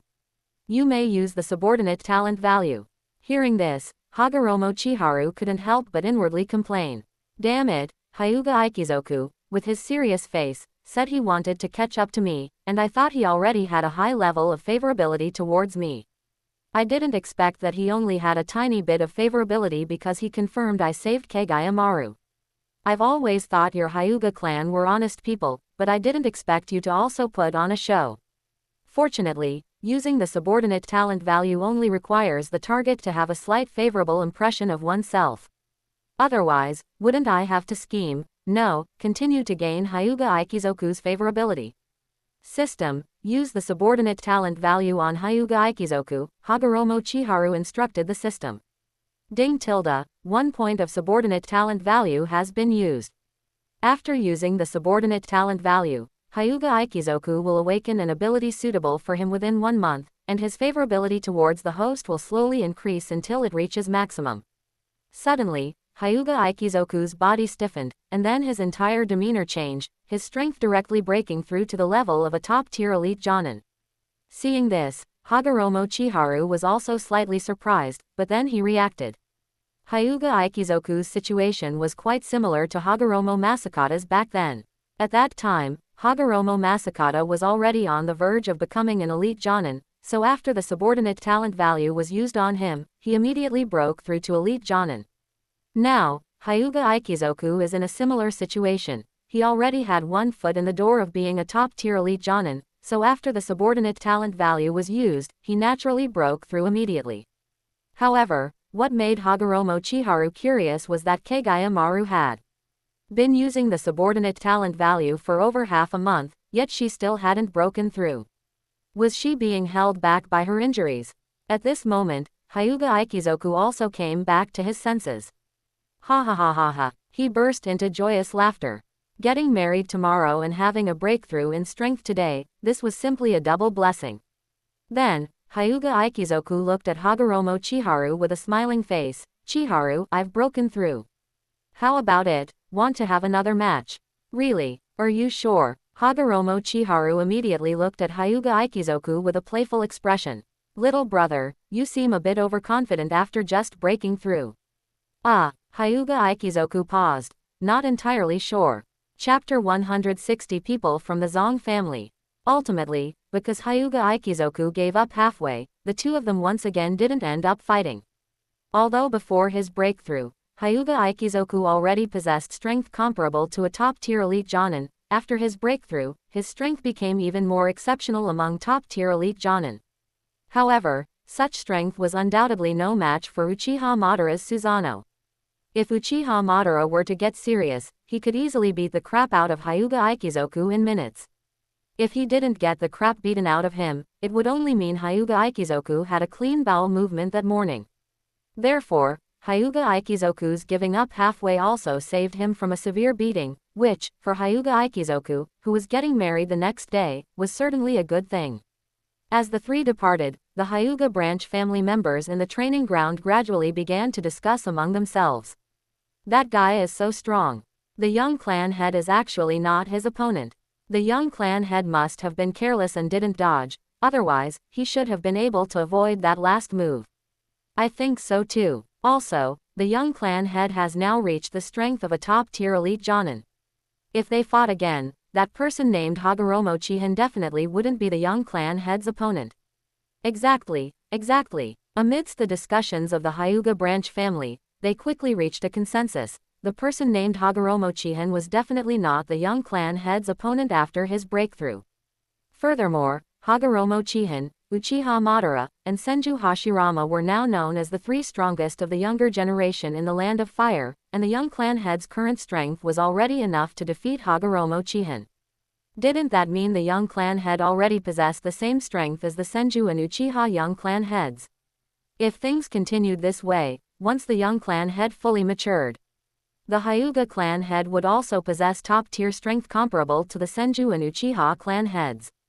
It was well known that Hagoromo Ryakawa, the Hagoromo clan head, allowed the Hagoromo clan to subtly become the strongest clan after the Senju and Uchiha because he possessed strength comparable to Senju Butsuma and Uchiha Tajima.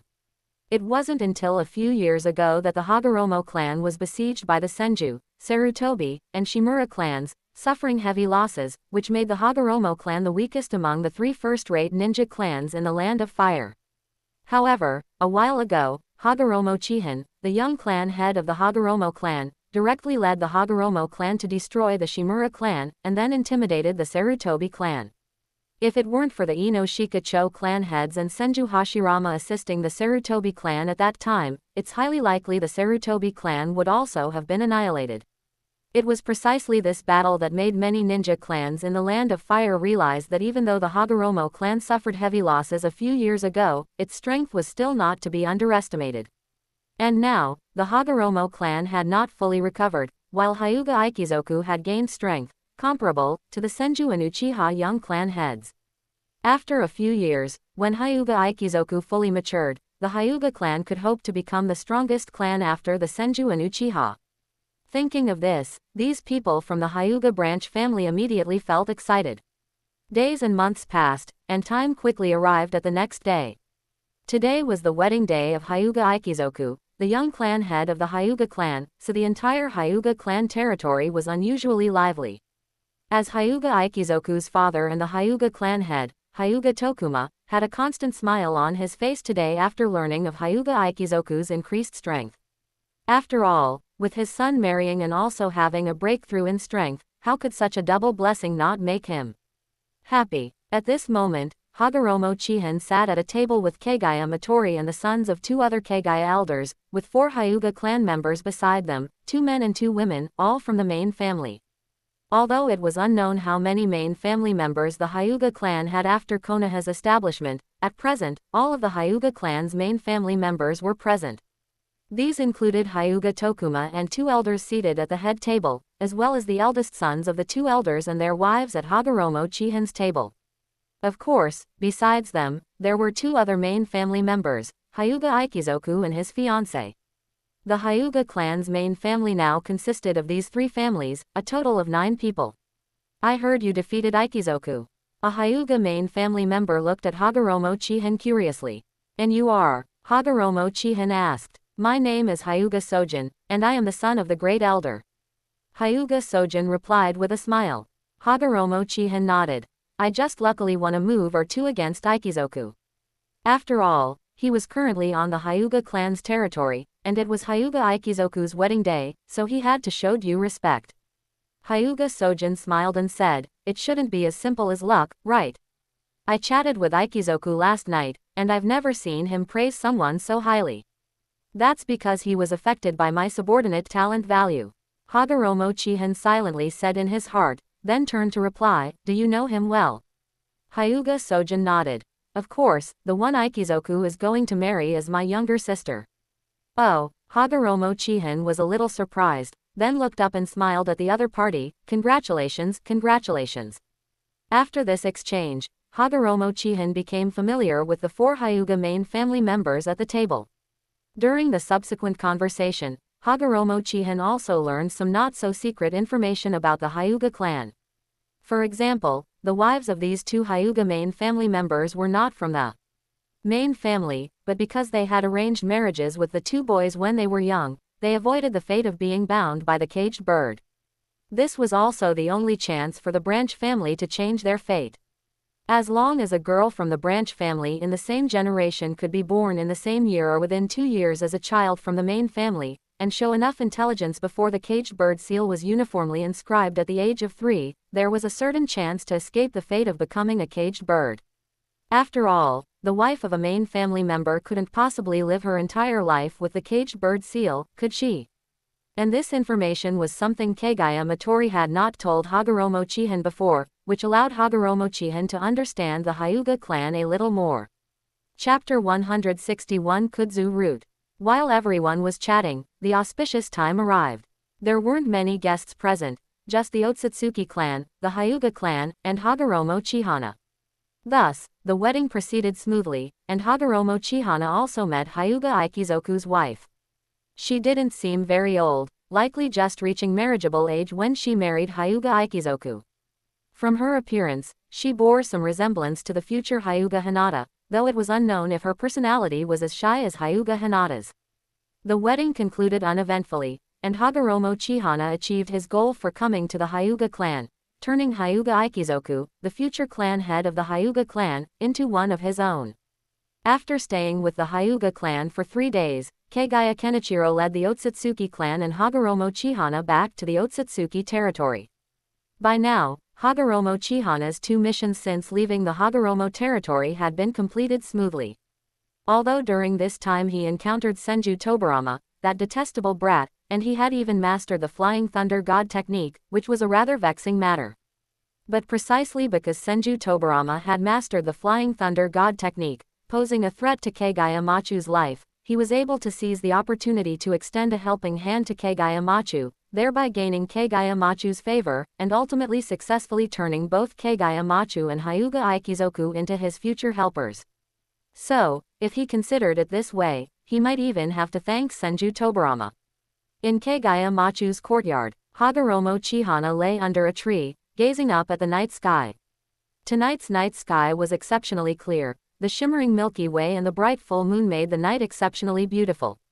What a beautiful moonlight, Hagoromo Chihana mumbled softly, resting his head on his arms, but when I think about that woman, Kagaya, being sealed inside the moon, it makes it hard to like the moon anymore. Although Otsutsuki Kagaya was still somewhat distant for him at present, she was ultimately a major boss of the ninja world, and this could not be ignored under any circumstances.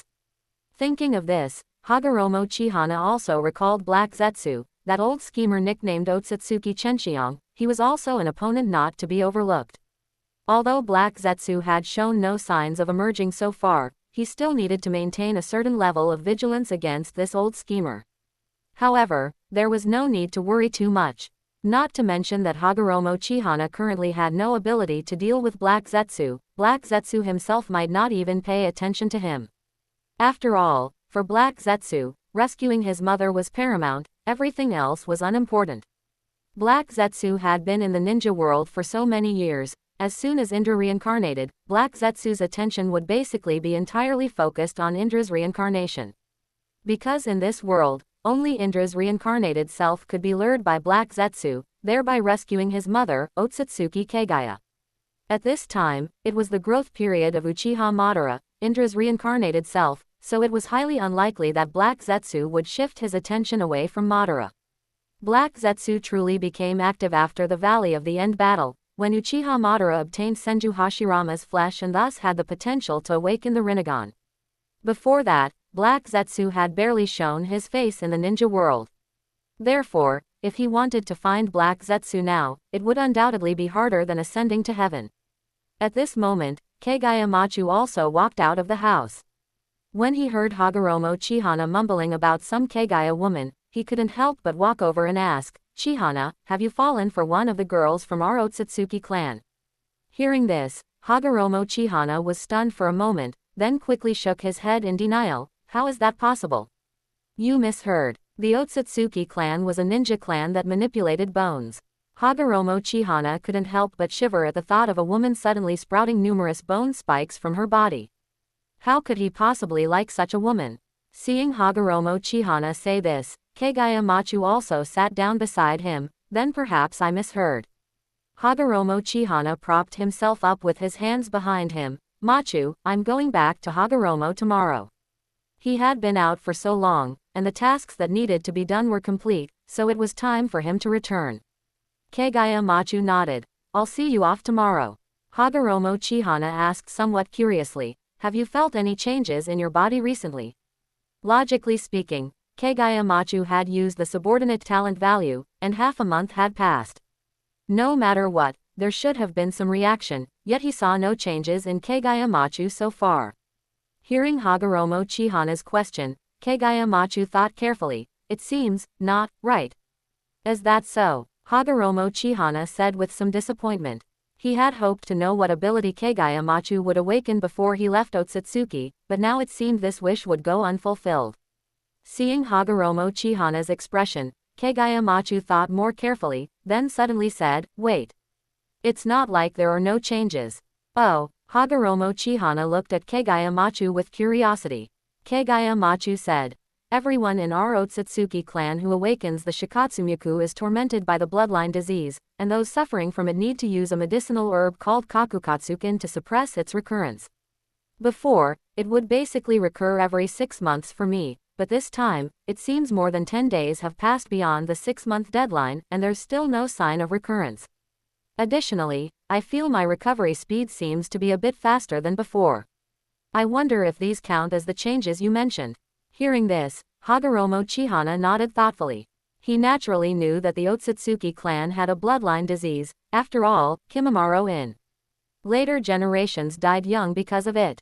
Now, Kagaya Machu said that his bloodline disease had been delayed for more than 10 days without recurrence, and his self-recovery speed had also increased. It seemed that Kagaya Machu's subordinate talent value should enable him to awaken abilities related to physical recovery, though he didn't know if it would be something like the sage body. Then, Hagoromo Chihana said, "Yes, it does.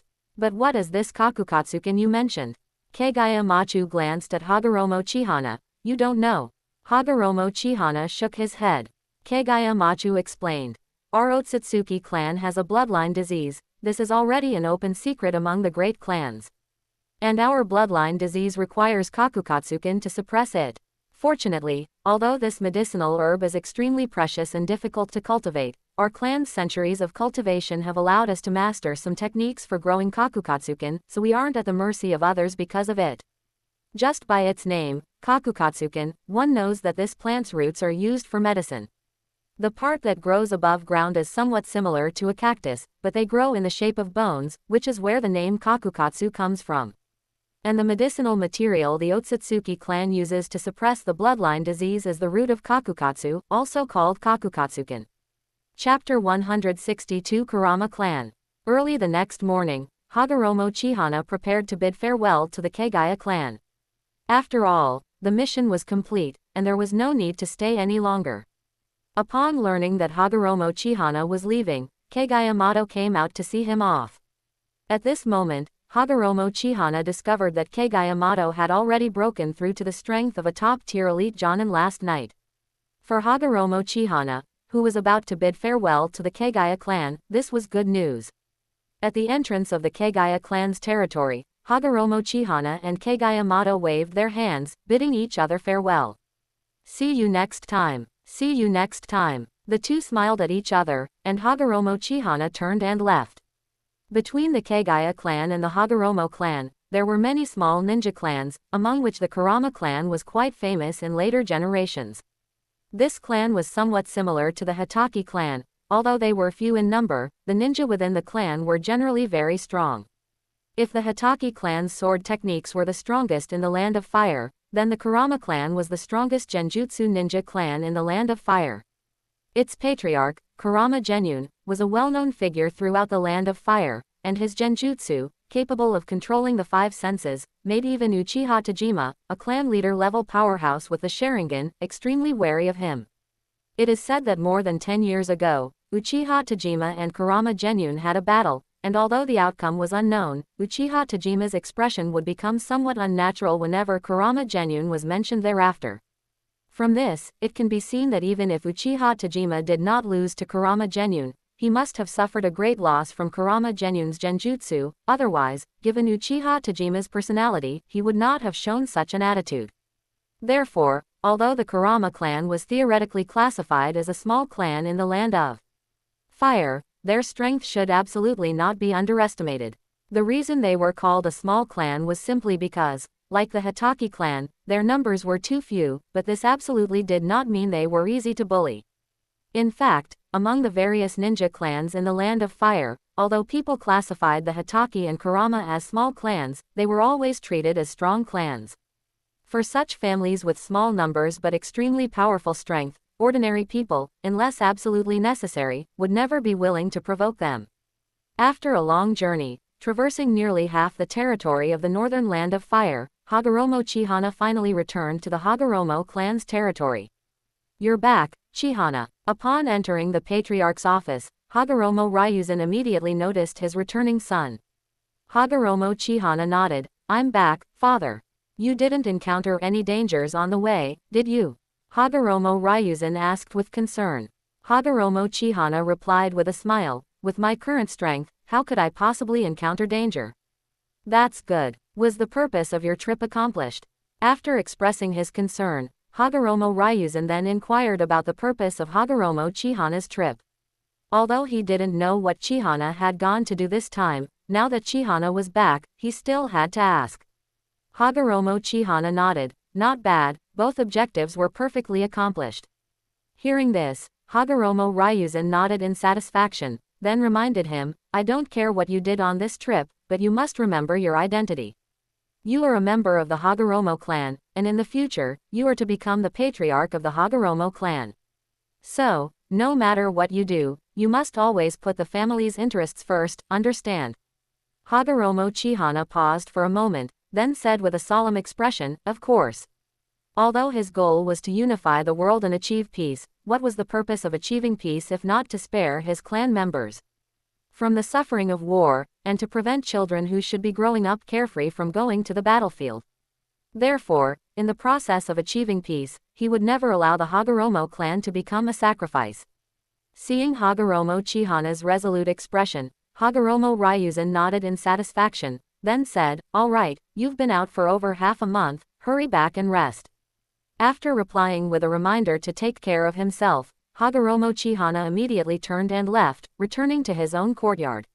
In the courtyard, the usual live-in maid was still cleaning. As for 5th, 6th, and Yugahi Chiyu, they were not home, presumably out on a mission. After staying home for a while, feeling somewhat bored, Hagoromo Chihana got up and left his courtyard, then wandered around the clan territory. Clan members came and went, greeting Hagoromo Chihana, who returned each greeting. As he walked, he arrived at the clan's public training ground. Today might have been a unified clan teaching session, as a large number of children were gathered on the training ground. In front of the children were 5 jonin from the clan, teaching them ninjutsu. Hagoromo Chihana did not disturb them, he just quietly stayed at the back, watching them. Children, line up according to your chakra affinity. One of the Jonin, who seemed to be the strongest, shouted loudly. Upon hearing the command, the group of children immediately moved quickly to disperse, then divided into 5 sections and stood obediently, without a single one causing trouble. Hagoromo Chihana observed that the group of children in the very center was the largest, while the one on the far left was the smallest. However, despite this, the difference in numbers between each section was not significant. After the groups were formed, the 5 Jonin, each leading a group of children, began to disperse towards the 5 corners of the training ground. At this moment, everyone on the training ground also noticed Hagoromo Chihana's presence. Young clan head. Young clan head. ... At this moment, both the 5 Jonin and the children eagerly greeted Hagoromo Chihana. A few years ago, Hagoromo Chihana led an attack on the Sarutobi Shimura clan territory, saving the Hagoromo clan from peril, which had already given Hagoromo Chihana a certain degree of prestige within the family. After several years of development, and after Hagoromo Chihana led the clan to annihilate the Shimura clan and pressured the Sarutobi clan for revenge, his prestige, under the deliberate promotion of clan head Hagoromo Ryuzen, was now in no way inferior to the clan heads. Therefore, after Hagoromo Chihana appeared, these clan members naturally showed even more enthusiasm. Looking at the Jonin and children who were greeting him, Hagoromo Chihana smiled slightly. "You all continue, don't mind me." At this point, one of the Jonin said, "Young clan head, your wind release is considered very strong within the clan, why don't you teach the children wind release today?" Saying this, the Jonin pointed to the children behind him. Hagoromo Chihana was immediately surprised. "Me? Is that appropriate?" The Jonin replied with a smile, "You are the young clan head of our Hagoromo clan, and your wind release is one of the best in the clan, of course it's appropriate." Then, the Jonin turned and said, "Children, tell me, do you want the young clan head to guide you?" Chapter 163 Famous. As soon as the Jonin finished speaking, the children behind him instantly started chattering and vying to respond. "Yes, young clan head, please teach us." Seeing that the children didn't fail, the Jonin turned to look at Hagoromo Chihana. "Young clan head, what do you think?" To be honest, the Jonin didn't really know how strong Hagoromo Chihana's wind release was. After all, Hagoromo Chihana was most famous for his ice release, and his wind release wasn't widely known. However, the ninja in the clan all said that the young clan head's wind release was very strong. So, the Jonin naturally thought of having Hagoromo Chihana teach the children. Anyway, with Hagoromo Chihana's strength, teaching these children would definitely not be a problem. Additionally, if Hagoromo Chihana personally taught them, it would help establish a powerful image of the young clan head in the children's hearts, which would be very beneficial for increasing the young clan head's prestige. This way, he, who orchestrated all of this, might also leave a good impression in the young clan head's mind. Hagoromo Chihana, facing him, didn't know what the Jonin was planning, but seeing the children's expectant eyes, he naturally wouldn't refuse their request. "All right, then I'll teach you," Hagoromo Chihana replied with a smile to the children. At this moment, the other 4 Jonin joked, "Young clan head, you won't abandon our children, will you?" Hagoromo Chihana burst out laughing. "How could I? I'll teach them all of them." Although Hagoromo Chihana's most proficient ninjutsu among the 5 elemental releases was wind release, he had dabbled in the other 4 elemental ninjutsu over the years. While he couldn't claim to be a master, it was still more than enough to teach these children. "Yay, the young clan head is so kind." The children from the other 4 groups had originally thought that the young clan head's teaching wouldn't include them, but they didn't expect such sudden happiness, so they all cheered loudly. After gesturing for the children to quiet down, Hagoromo Chihana spoke, "First, I will teach you wind release ninjutsu. This ninjutsu is AC rank ninjutsu, wind release, wind blade. How does that sound?" After speaking, Hagoromo Chihana observed the children's reactions. Seeing that the children were all very excited, Hagoromo Chihana began to patiently explain the hand seals for this technique, the flow of chakra, and the points to pay attention to, etc. Hagoromo Chihana explained, and the children listened very attentively, afraid of missing even a small detail. Time passed bit by bit. After Hagoromo Chihana finished teaching 5 C-rank ninjutsu of the 5 elements, he selected a few children for further guidance, then turned and left the training ground. Phew, Hagoromo Chihana, leaving the training ground, let out a long breath. Honestly, teaching these children is really not an easy task. After muttering to himself, Hagoromo Chihana walked down the alley to Hagoromo Tai's house to check on Little Goldie and Little Silver, and also gave them some pointers on their training. It's worth noting that although the 2 children's father was just an ordinary jonin, Little Goldie and Little Silver's talent was exceptionally good. So far, they were the most talented children Hagoromo Chihana had discovered in the next generation of the Hagoromo clan. In the future, Little Goldie and Little Silver would likely be the ones to carry the torch for the next generation of the Hagoromo clan. After all this time spent strolling around and guiding the children in their training, Hagoromo Chihana's first day back in the clan was essentially over. The next day, Old 5, Old 6, and Uchiha still hadn't returned. After breakfast, Hagoromo Chihana began to ponder what he should do next. Firstly, in terms of personal strength, even if Hagoromo Chihana trained diligently, his strength wouldn't significantly improve. Therefore, in this aspect, he only needed to follow his normal training routine, and in 2 or 3 years, when the time came, he would naturally be able to smoothly reach the clan head level. Aside from personal strength, the remaining aspect was the overall strength of the clan. In this regard, Hagoromo Chihana didn't have any particularly good solutions. The 4-clan war several years ago caused immense casualties to the Hagoromo clan. If the Hagoromo clan wanted to restore its ninja numbers, it could only wait patiently for the new generation of ninja to grow up. There was no other way. After all, Hagoromo Chihana wasn't a god. He couldn't possibly cast a time acceleration buff on the Hagoromo clan to make the new generation of Hagoromo ninja grow up by more than 10 years in 1 year. So, whether it was him or the Hagoromo clan, in terms of strength, they could only wait patiently for everything to take its natural course in the short term. Since there's no immediate solution for strength, I'll have to find a way to approach it from other angles. Hagoromo Chihana habitually tapped his fingers on the table, while simultaneously pondering what else he could do besides focusing on strength. Based on his past life's experience, to know what he should do in the short term, he should start from the ultimate goal and work backward. My ultimate goal is undoubtedly to unify the world and achieve peace. Thinking of this, Hagoromo Chihana began to ponder. Unifying the world meant not only ninja, but ordinary people should also be unified by him. In this world, ordinary people were overseen by the daimyo. If ninja wanted to meddle in this aspect, it would certainly incur public wrath. Currently, neither he nor the Hagoromo clan had the ability to take on the entire world alone. Therefore, if he wanted to unify, he would still have to start with the daimyo. Before he transmigrated, in the ninja world, the relationship between Konoha and the daimyo was essentially an employer-employee one, though almost permanent. Now, if he wanted to unify, ordinary people were definitely an unavoidable hurdle. If he ignored ordinary people and chose to lead the Hagoromo clan to forcibly unify a country or region, it would be challenging the rules of this world. At that time, to protect their class interests, the daimyo might unite and hire all the ninja clans they could to attack the Hagoromo clan.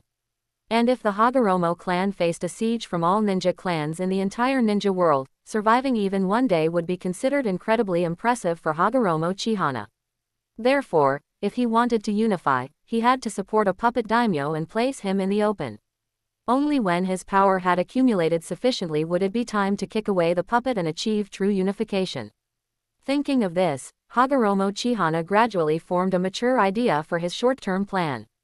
No sooner said than done. Hagoromo Chihana, having figured it out, immediately got up and left the room, heading out into the courtyard. Chapter 164, Land Grabbing. Passing through the clan's alley, Hagoromo Chihin arrived at Hagoromo Masakata's home.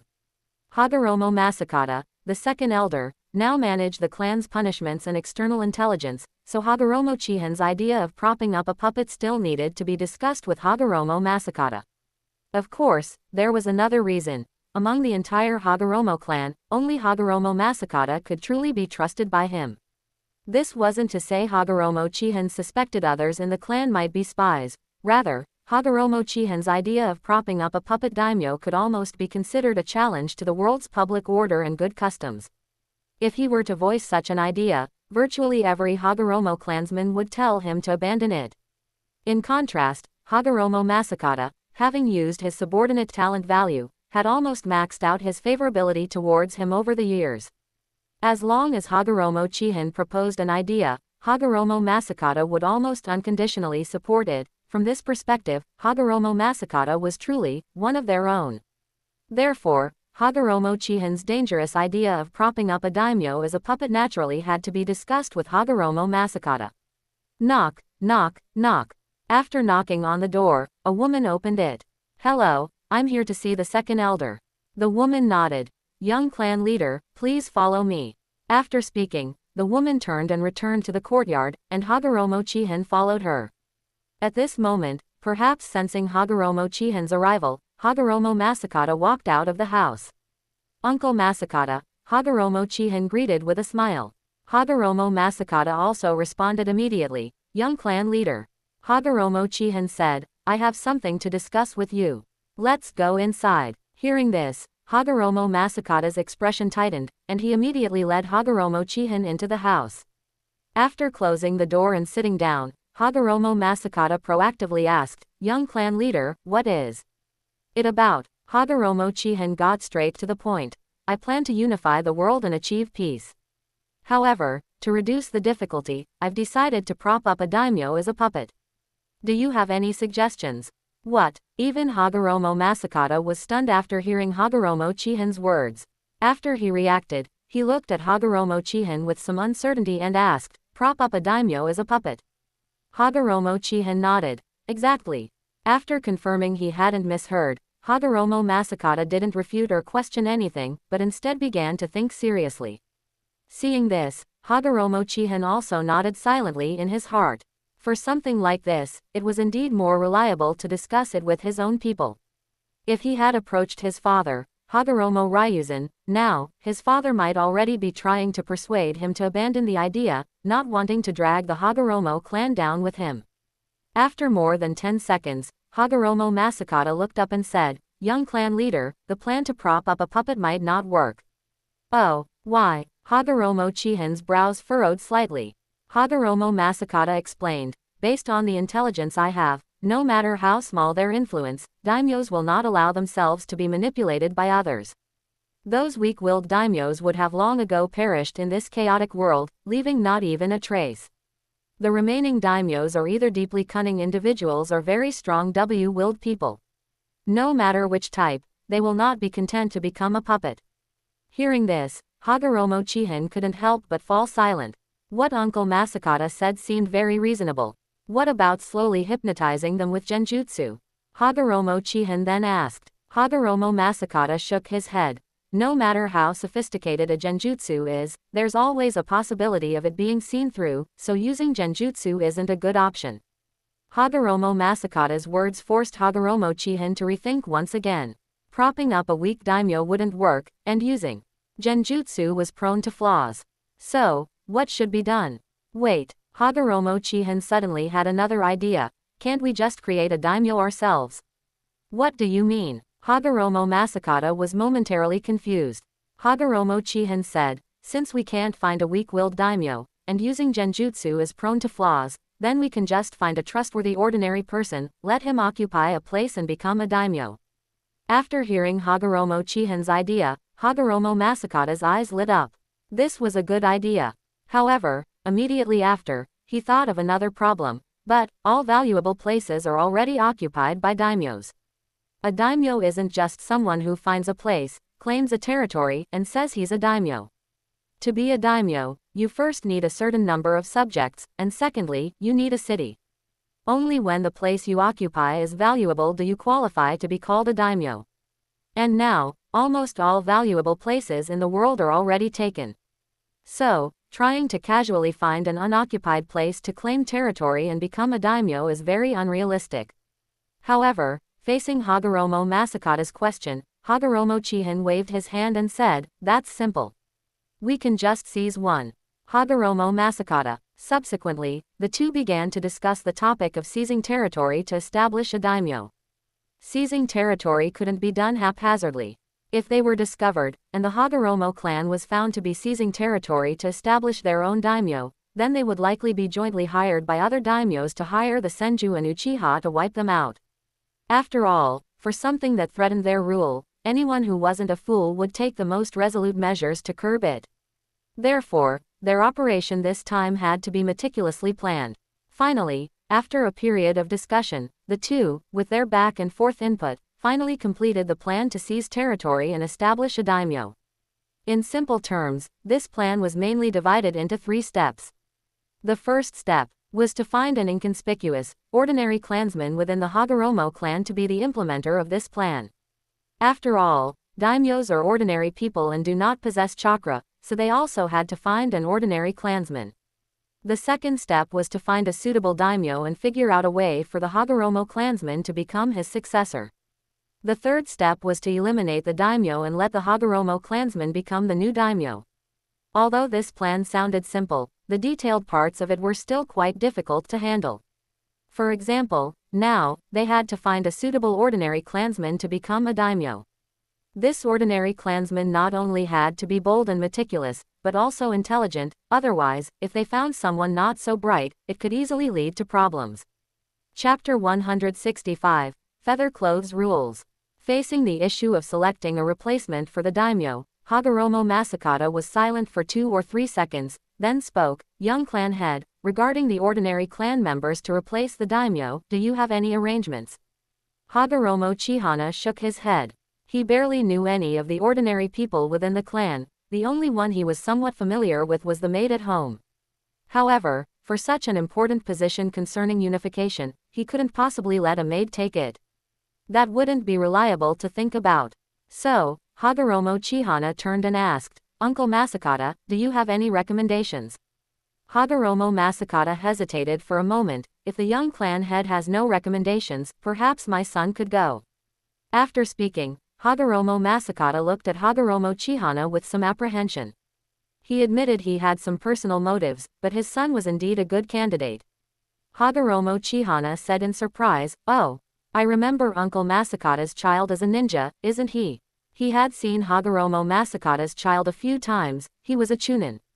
His talent was very ordinary, but replacing the daimyo had to be done by an ordinary person, and a ninja did not meet the requirements. Hagoromo Masakata shook his head. "No, I actually have another son, he is also my eldest son. When he was young, he showed great intelligence, but later I found that he did not have the talent of a ninja, so I let him manage the family's businesses." As mentioned before, the Hagoromo clan had businesses in the goose and goose down industry, which were managed by ordinary people within the clan who lacked ninja talent.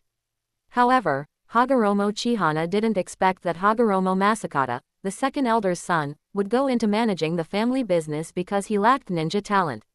Since Uncle Masakata thinks it's fine, then let him do it. Anyway, Hagoromo Masakata would certainly not betray him on such an issue, so Hagoromo Chihana would still give him this much face. Seeing Hagoromo Chihana agree, Hagoromo Masakata couldn't help but show a grateful smile. "Thank you, young clan head." Hagoromo Chihana nodded, and after discussing some details with the other party, he turned and left. Hagoromo Masakata's eldest son was managing the goose down business and couldn't return for a while, so since everything had been discussed, Hagoromo Chihana saw no need to stay any longer. 3 days later, Hagoromo Masakata's eldest son was recalled, and Hagoromo Chihana met Hagoromo Masakata, the second elder's ordinary son, for the first time. The person's name was Hagoromo Ki, and just by his appearance, he gave off a very capable impression, with bright, piercing eyes. Now it seemed that this person replacing the daimyo should not be a problem. "Uncle Masakata should have already told you what we are going to do, right?" Hagoromo Chihana asked. Hagoromo Ki looked at Hagoromo Chihana with a firm expression and nodded. "Please rest assured, young clan head, I will definitely complete this mission." Replacing the daimyo, what an exciting endeavor. He had originally thought he would live his entire life in a daze, but he never expected the young clan head to give him such an important mission now. He swore he would not fail the young clan head's expectations. Seeing Hagoromo Ki so serious, Hagoromo Chihana smiled affirmingly at him, I believe in you.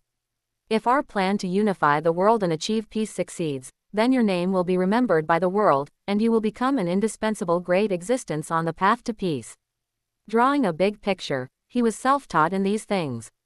However, this wasn't exactly drawing a big picture, because Hagoromo Chihana himself firmly believed that his dream of unifying the world and achieving peace would definitely succeed. At that time, Hagoromo Ki, as a representative of ordinary people who contributed to peace, would certainly leave his name in history. Yes, young clan head, I will do my best and strive for your dream. Hagoromo Ki nodded excitedly, looking at Hagoromo Chihana. It was the young clan head who gave him this opportunity to no longer live in a daze, allowing him to live in a different way and contribute to the family. Therefore, he must not betray the young clan head's expectations, no matter what. Hagoromo Chihana said with a solemn expression, no, it's our dream. Don't you want to achieve peace soon? Hagoromo Ki nodded vigorously, his eyes filled with respect, yes.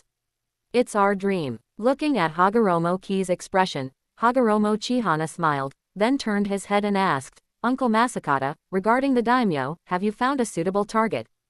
Hagoromo Masakata took out a map, then unfolded it and said, I think the daimyo Tanaka of Yuanshaocheng is very suitable. Yuansho. Hagoromo Chihana was stunned for a moment, then looked in the direction Hagoromo Masakata was pointing. The place Hagoromo Masakata spoke of was in the central northern part of the Land of Fire, northwest of the original Hyuga clan territory, near the Land of Rice Fields. That's right, this daimyo Tanaka is already over 50 years old. He originally had 3 sons, and now only one is left alive. His sphere of influence is neither too big nor too small, and there are no powerful daimyo around him. I think he is a very suitable target, Hagoromo Masakata explained, pointing at the map. After listening, Hagoromo Chihana thought for a second or two, then nodded, all right, he's the one. Located in the southern part of the Land of Rice Fields, this geographical condition was also quite good, very suitable for the development of his subsequent plans. With everything ready, after greeting clan head Hagoromo Unika, Hagoromo Chihana, Hagoromo Masakata, and Hagoromo Ki set off in a carriage, leaving the Hagoromo clan territory. After all, for such an important matter, the fewer people who knew, the better, so it was most appropriate for the 3 of them to go.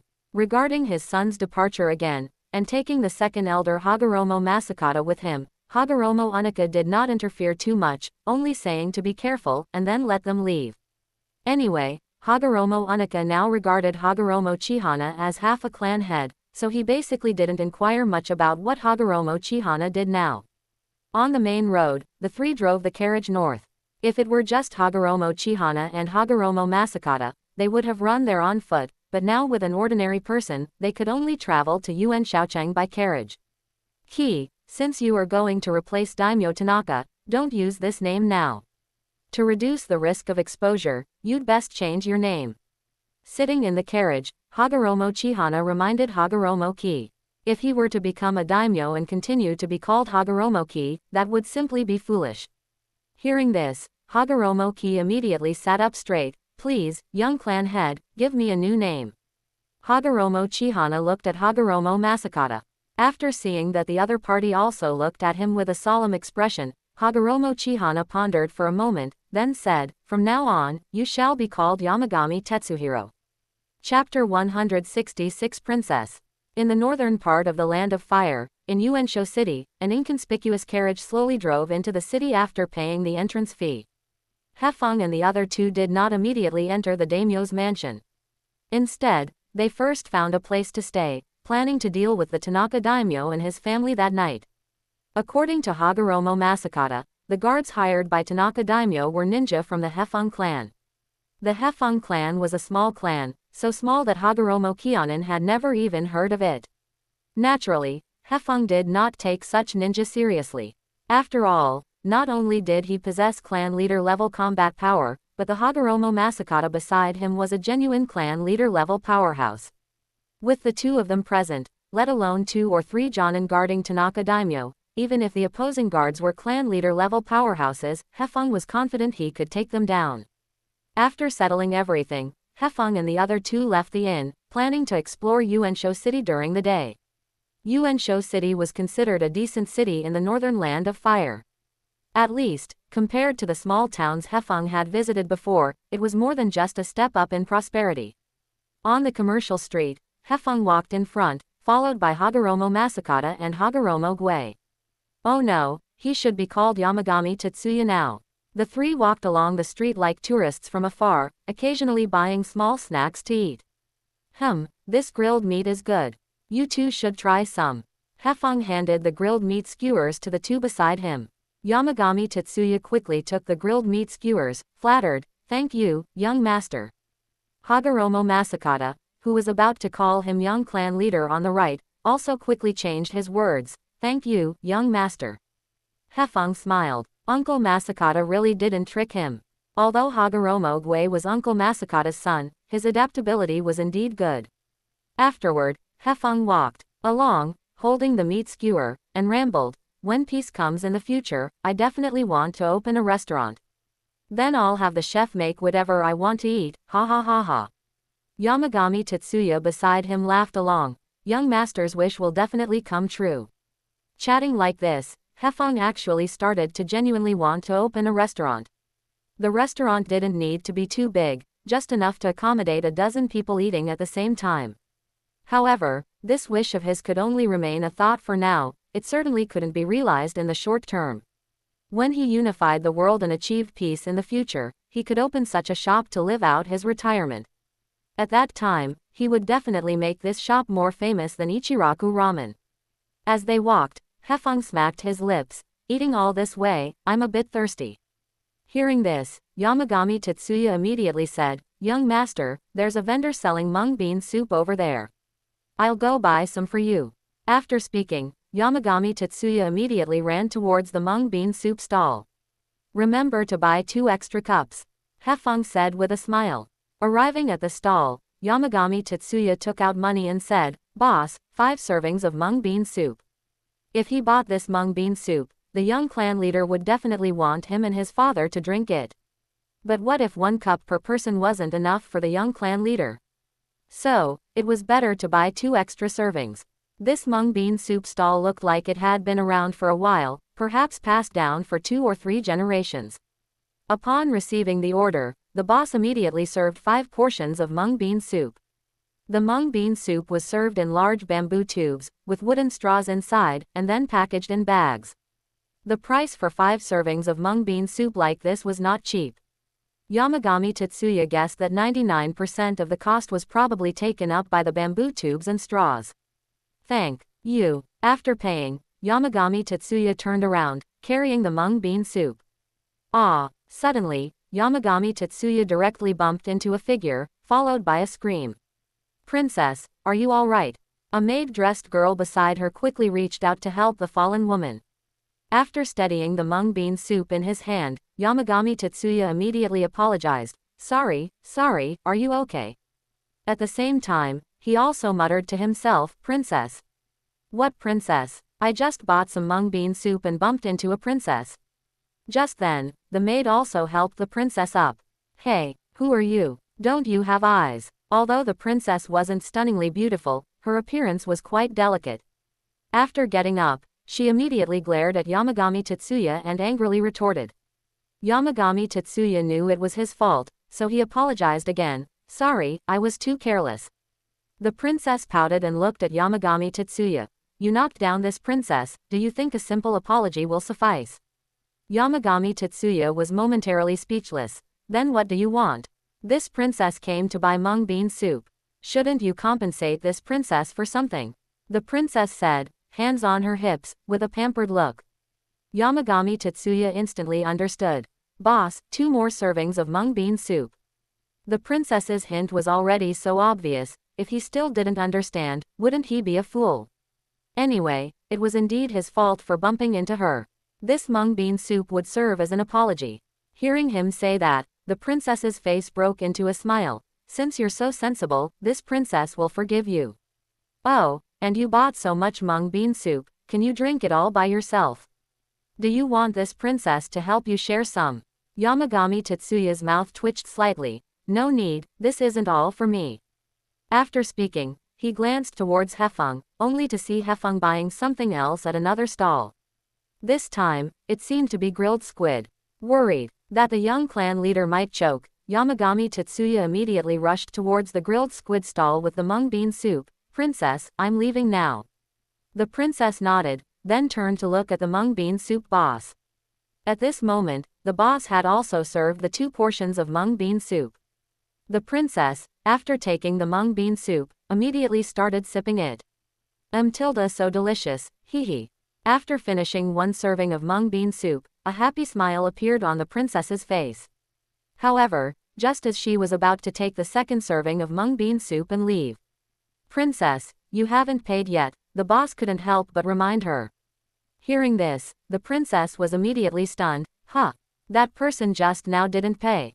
The boss shook his head. "That's not it. That customer just didn't pay for your 2 servings.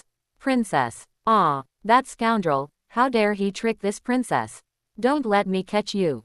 Chapter 167 Puppet Transformation. Meanwhile, Hagoromo Chicken and the other 2 had already turned a corner, eating. Perhaps feeling that his earlier encounter with the princess might be helpful for this mission, Yamanaka Tetsuno brought it up. "Oh, a princess." Hagoromo Chicken looked at Yamanaka Tetsuno in surprise, not expecting this guy to run into such good fortune just buying mung bean soup. A princess, he didn't think he had ever met a princess before. Since it's a princess, she should be related to Daimyo Tanaka, right? Hagoromo Chicken asked. Hagoromo Jungfeng, who was nearby, thought for a moment, then said, "Daimyo Tanaka has 2 daughters. One married Daimyo Inoue from the west, and the other is still unmarried. The one Tetsuno met should be Daimyo Tanaka's youngest daughter." Hagoromo Chicken stroked his chin thoughtfully, then looked up at Yamanaka Tetsuno. "Hey, Tetsuno, what do you think of that princess?" Hearing this, Yamanaka Tetsuno seemed to vaguely guess something, so he could only answer truthfully, "Tilda, I think she's all right." Hagoromo Chicken nodded. "Is that so?" Then, he asked again, "Then are you willing to marry that princess?" Hagoromo Chicken's words directly confirmed Yamanaka Tetsuno's guess. Yamanaka Tetsuno was silent for a second or 2, then said with determination, "For the young clan leader, I am willing to marry that princess." Since the young clan leader asked him this, he must hope that he can marry the princess. After all, this would make their plan to replace Daimyo Tanaka much easier. Hagoromo Chicken laughed helplessly. "Don't do it for me. This is you marrying a wife, someone who will spend her life with you. Think it through before you speak." Yamanaka Tetsuno said without hesitation. "The princess seems like a very good person, I am truly willing to marry her." The princess wasn't bad looking, and from what happened just now, her personality was fine. Marrying such a wife, he wouldn't be at a disadvantage at all. What's more, this way he could also help the young clan leader, so he was even more willing. Hagoromo Chicken looked at Yamanaka Tetsuno without speaking. After about 3 or 4 seconds, he finally said, "All right, in that case, let's adjust our plan slightly." Afterward, the 3 returned to the inn they were renting and began to discuss the matter of replacing Daimyo Tanaka again. Originally, their plan was to directly eliminate Daimyo Tanaka's only remaining son tonight, then use genjutsu to control Daimyo Tanaka, making him acknowledge Yamanaka Tetsuno as his distant nephew, and subsequently appoint Yamanaka Tetsuno to manage the daimyo's mansion's finances. Once Yamanaka Tetsuno controlled the finances, he would then take control of the army. Once both the money bag and the gun barrel were in Yamanaka Tetsuno's hands, Daimyo Tanaka could honorably retire. But now, Yamanaka Tetsuno had unexpectedly become acquainted with Daimyo Tanaka's youngest daughter, so this matter could be handled more reasonably. Firstly, the initial steps definitely couldn't change. Daimyo Tanaka's son definitely had to die, and Daimyo Tanaka also had to be controlled. Then, after Yamanaka Tetsuno controlled the daimyo's mansion's money bag, the plan could be slightly altered. He could control Daimyo Tanaka to bestow a marriage upon Yamanaka Tetsuno, thereby making Yamanaka Tetsuno the daimyo's son-in-law. In this way, with Daimyo Tanaka having only one daughter left, it would naturally become a matter of course for Yamanaka Tetsuno, as the daimyo's son-in-law, to inherit the position of daimyo. Time quickly came to evening. Hagoromo Chicken left the inn alone and stealthily headed towards the daimyo's mansion. As for Hagoromo Jungfeng, he stayed behind to protect his son. Although the chance of an accident here was very small, it's always better to be safe than sorry. Yamanaka Tetsuno was the protagonist of this plan. If Yamanaka Tetsuno were to have any problems, wouldn't that be an inauspicious start? Soon, Hagoromo Chicken stealthily entered the daimyo's mansion. Relying on the ninja world's top-tier perception ninjutsu, Hagoromo Chicken immediately discovered the 3 jonin responsible for protecting Daimyo Tanaka. Hagoromo Chicken did not rush to act.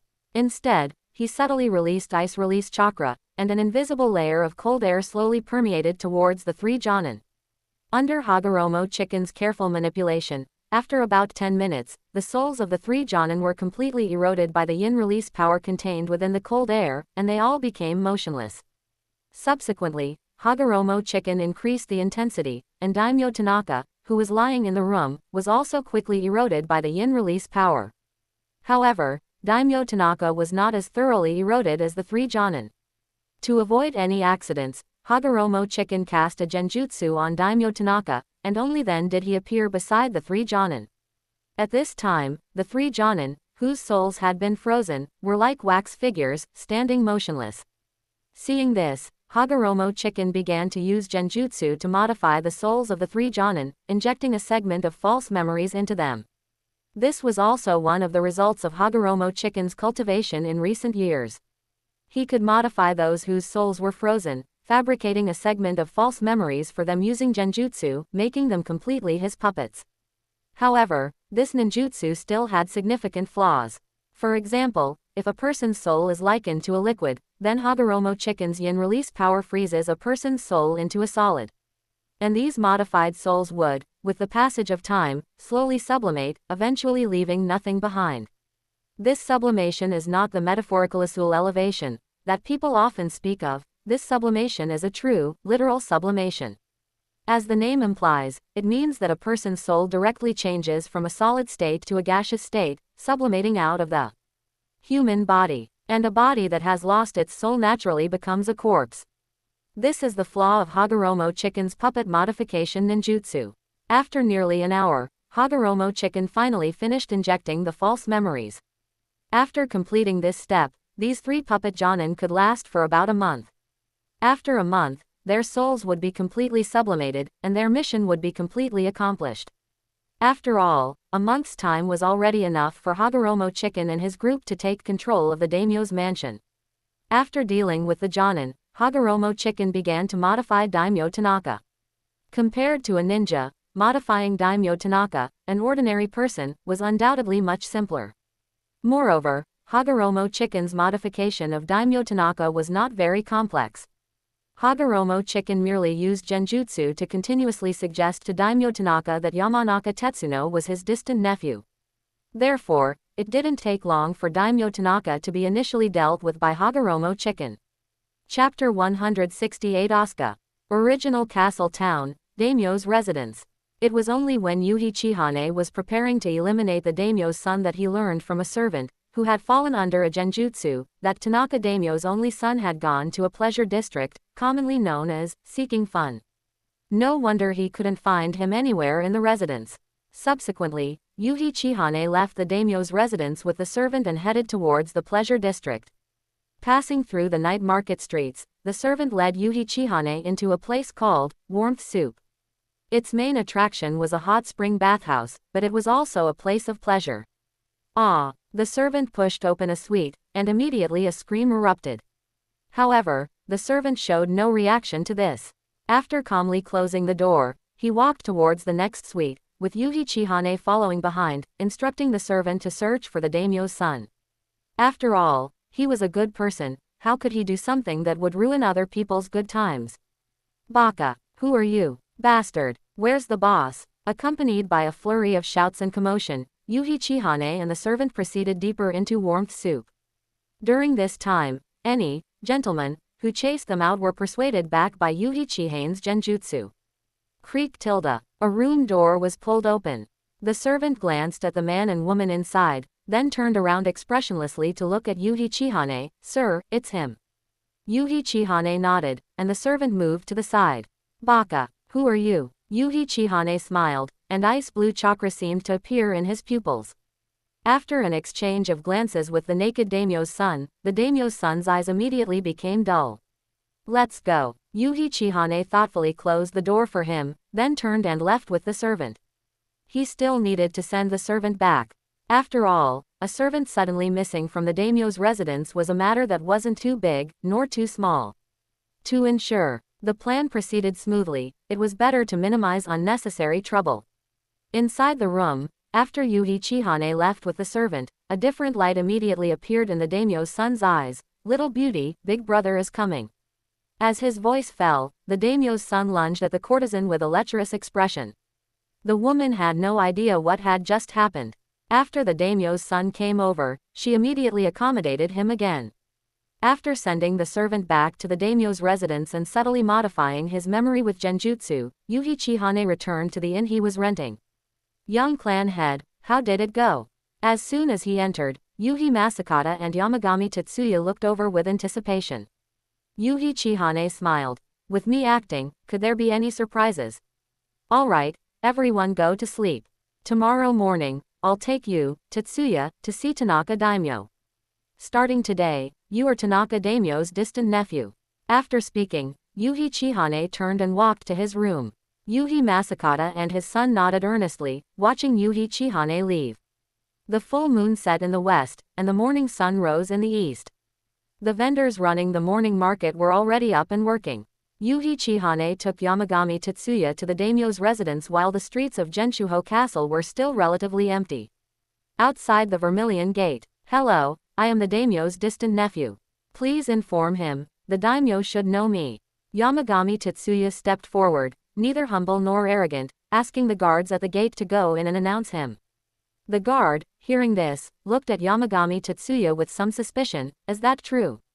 Yamagami Tetsuya offered a jade pendant. Naturally it's true. This jade pendant was given to me by the daimyo. Take it in and show it to him, and you'll know. This jade pendant was, of course, not just any random one Yamagami Tetsuya had. Uchiha had borrowed it from the daimyo last night. It was a genuine article. As expected, upon seeing the jade pendant, the guard's expression immediately became serious. Please wait a moment, I will announce you immediately. As his voice fell, the guard took the jade pendant and turned to run into the residence. There was no mistake, he had seen a similar jade pendant on the daimyo himself. Therefore, this jade pendant was definitely closely related to the daimyo, and the person outside was very likely Lord Daimyo's nephew. At this moment, Tanaka Daimyo, who had just woken up and finished his morning routine, was sitting in his room. At the same time, a piece of information surfaced in his mind. Today, one of his distant nephews was coming, and he was to appoint him as the finance minister. Lord Daimyo, a young man has arrived outside, claiming to be your distant nephew. This is his token. Saying this, the guard handed the jade pendant to Tanaka Daimyo. Originally, Tanaka Daimyo was still a bit muddled, but when he took the jade pendant, his eyes immediately changed. Go and invite him in. Yes. Hearing the daimyo use the word, invite, the guard immediately nodded with a serious expression and turned to walk out of the room. A moment later, led by the guard, Uchiha and Yamagami Tetsuya walked in. Yamagami Tetsuya, you're here. Tanaka Daimyo greeted the two with a cheerful smile. Yamagami Tetsuya stepped forward and said, Uncle. At this point, a servant came in to say breakfast was ready, so Tanaka Daimyo invited the two to sit down and eat. At the same time, the Princess Yamagami Tetsuya had met yesterday also appeared at the table. It's you. The princess looked at Yamagami Tetsuya, who was seated at the table, with a surprised expression. Tanaka Daimyo smiled at his daughter. Kaori, don't be rude. This is my distant nephew. By age, you should call him big brother. Then, Tanaka Daimyo turned to look at Uchiha and Yamagami Tetsuya. This is my youngest daughter, Asuka. Listening to her father's introduction, Princess Asuka was immediately dumbfounded. Big brother. She did have a big brother, but where did this distant big brother come from? Why had she never heard her father mention him? And after Princess Asuka called him big brother, Yamagami Tetsuya politely nodded. Hello. Princess Asuka was immediately speechless. Bastard, I didn't call you. I was just talking to myself, why did you respond? Immediately after, Princess Asuka, realizing what happened, glared angrily at Yamagami Tetsuya. Hey. Didn't you say yesterday you'd apologize to me with 2 bowls of mung bean soup? Why did you leave without paying in the end? Yamagami Tetsuya's expression instantly stiffened. This. Oh no, I forgot to pay. Will this ruin the young clan head's plan? No, I need to fix this. Then, he quickly smiled apologetically. Sorry, I forgot. Can I treat you again? Chapter 169 Immediate Wind. Upon hearing this, Princess Asuka was stunned for a moment, then pouted and said, You shouldn't think that inviting me to 2 servings of mung bean soup means this matter is over. Then how about 4 servings? Tetsu Yamagami tentatively asked. Princess Asuka's tone softened a bit. 2 servings every day for a week. Hearing this, Princess Asuka's eyes immediately lit up. Deal. Hagoromo Chiharu. This princess doesn't seem very smart. She was easily won over by a week's worth of mung bean soup. Although he admitted that the mung bean soup did have a unique flavor, this princess was too easy to win over. Just like that, the conflict between Princess Asuka and Tetsu Yamagami was resolved by a week of mung bean soup. Afterward, the group began to eat breakfast. The daimyo's mansion's breakfast, in terms of nutrition and quantity, certainly couldn't compare to the Hagoromo clan's breakfast, but in terms of taste and refinement, it was better than the Hagoromo clan's. One could only say that the daimyo truly lived up to being the ruling class of ordinary people. When it came to enjoying life, they lived far better than ninja. After breakfast, Princess Asuka originally wanted Tetsu Yamagami to take her to buy mung bean soup. However, because the matter they were about to attend to was very important, Tetsu Yamagami could only decline, saying he would take her after they finished their business. Then hurry up. Princess Asuka looked at Tetsu Yamagami with anticipation. Daimyo Tanaka laughed. Don't worry, we'll be quick. Hagoromo Chiharu watched from the side without speaking. It seemed that it would be quite easy for Tetsu Yamagami to gain Princess Asuka's favor in a short time. Then, he would use Genjutsu to make Daimyo Tanaka bestow a marriage upon them, and the matter would be settled. Soon, Daimyo Tanaka led Tetsu Yamagami and Hagoromo Chiharu into a large hall. At the head of the hall was a desk, and below it were 2 rows of cushions. Daimyo Tanaka sat down behind the desk at the head of the hall, then arranged for Tetsu Yamagami to sit in the first position on the lower left. As for Hagoromo Chiharu, he sat behind Tetsu Yamagami. Young Tetsu Yamagami tried to get up and offer his seat, but Hagoromo Chiharu directly pressed him back down. Sit still. Facing the young clan leader's command, Tetsu Yamagami could only obediently comply and sit still. Time passed little by little. Slowly, all the seats in the hall were filled, with a total of 10 ministers. Seeing that everyone had arrived, Daimyo Tanaka spoke. Gentlemen, this is my distant nephew. Accompanied by Daimyo Tanaka's introduction, Tetsu Yamagami stood up, nodded to everyone, and then sat back down. Seeing this, everyone responded with professional smiles. Daimyo Tanaka said, Gentlemen, I am getting on in years, and recently I feel a bit overwhelmed. Therefore, I have decided to appoint Tetsu as the finance minister to manage the daimyo's mansion's finances for me. Daimyo Tanaka had always personally managed the finances and the army. Suddenly, he was going to hand over the financial power, which truly caught the ministers off guard.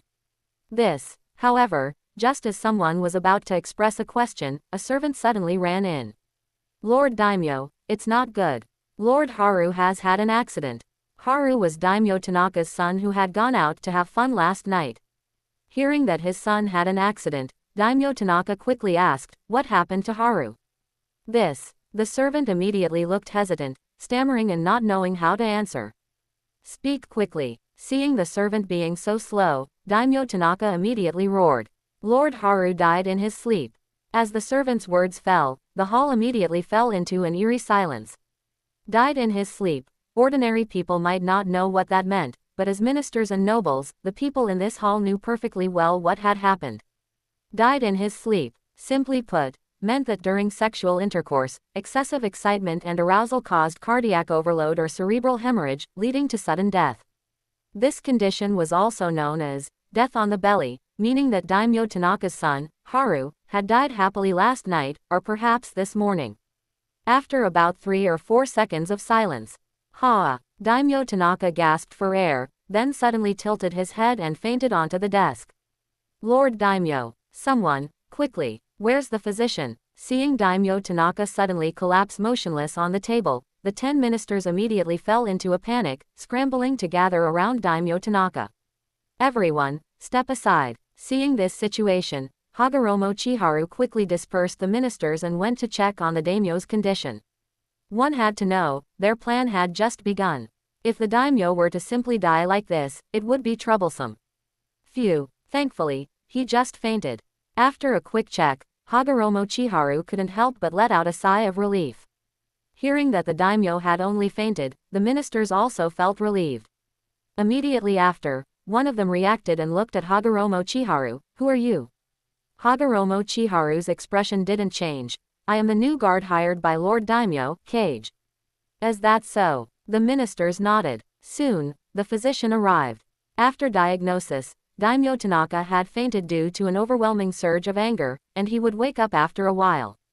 After confirming that the daimyo was not in serious danger, the servants carried him back to his residence and the ministers also dispersed. However, the impact of what happened at the daimyo's mansion this morning was far from over. First, the sudden appearance of the daimyo's distant nephew, who was appointed finance minister by the daimyo. Secondly, the daimyo's only remaining son, Tanaka Haru, had died in his sleep. All of this seemed to indicate that the castle town of Harunamori might not be peaceful in the near future. However, none of this had anything to do with Hagoromo Chiharu. After being appointed finance minister by Daimyo Tanaka, Tetsu Yamagami went to take over the relevant affairs. Tetsu Yamagami was originally in charge of the Hagoromo clan's goose down business, and now with Hagoromo Chiharu's assistance, taking over the daimyo's mansion's finances was naturally not a problem. If they had been so eager, problems would certainly have arisen, but who could blame them when there were ninja, beings with extraordinary powers, in this world? In addition, with Daimyo Tanaka having already woken up by this time, the two of them took over the daimyo's mansion's finances with almost no effort. After organizing, Hagoromo Chiharu discovered that the daimyo's mansion's finances mainly came from two sources. One of them was taxes. The Harunamori daimyo's mansion controlled the surrounding villages and towns. Anyone within the daimyo's mansion's sphere of influence, whether they were farmers, hunters, or merchants, had to pay taxes to the daimyo's mansion.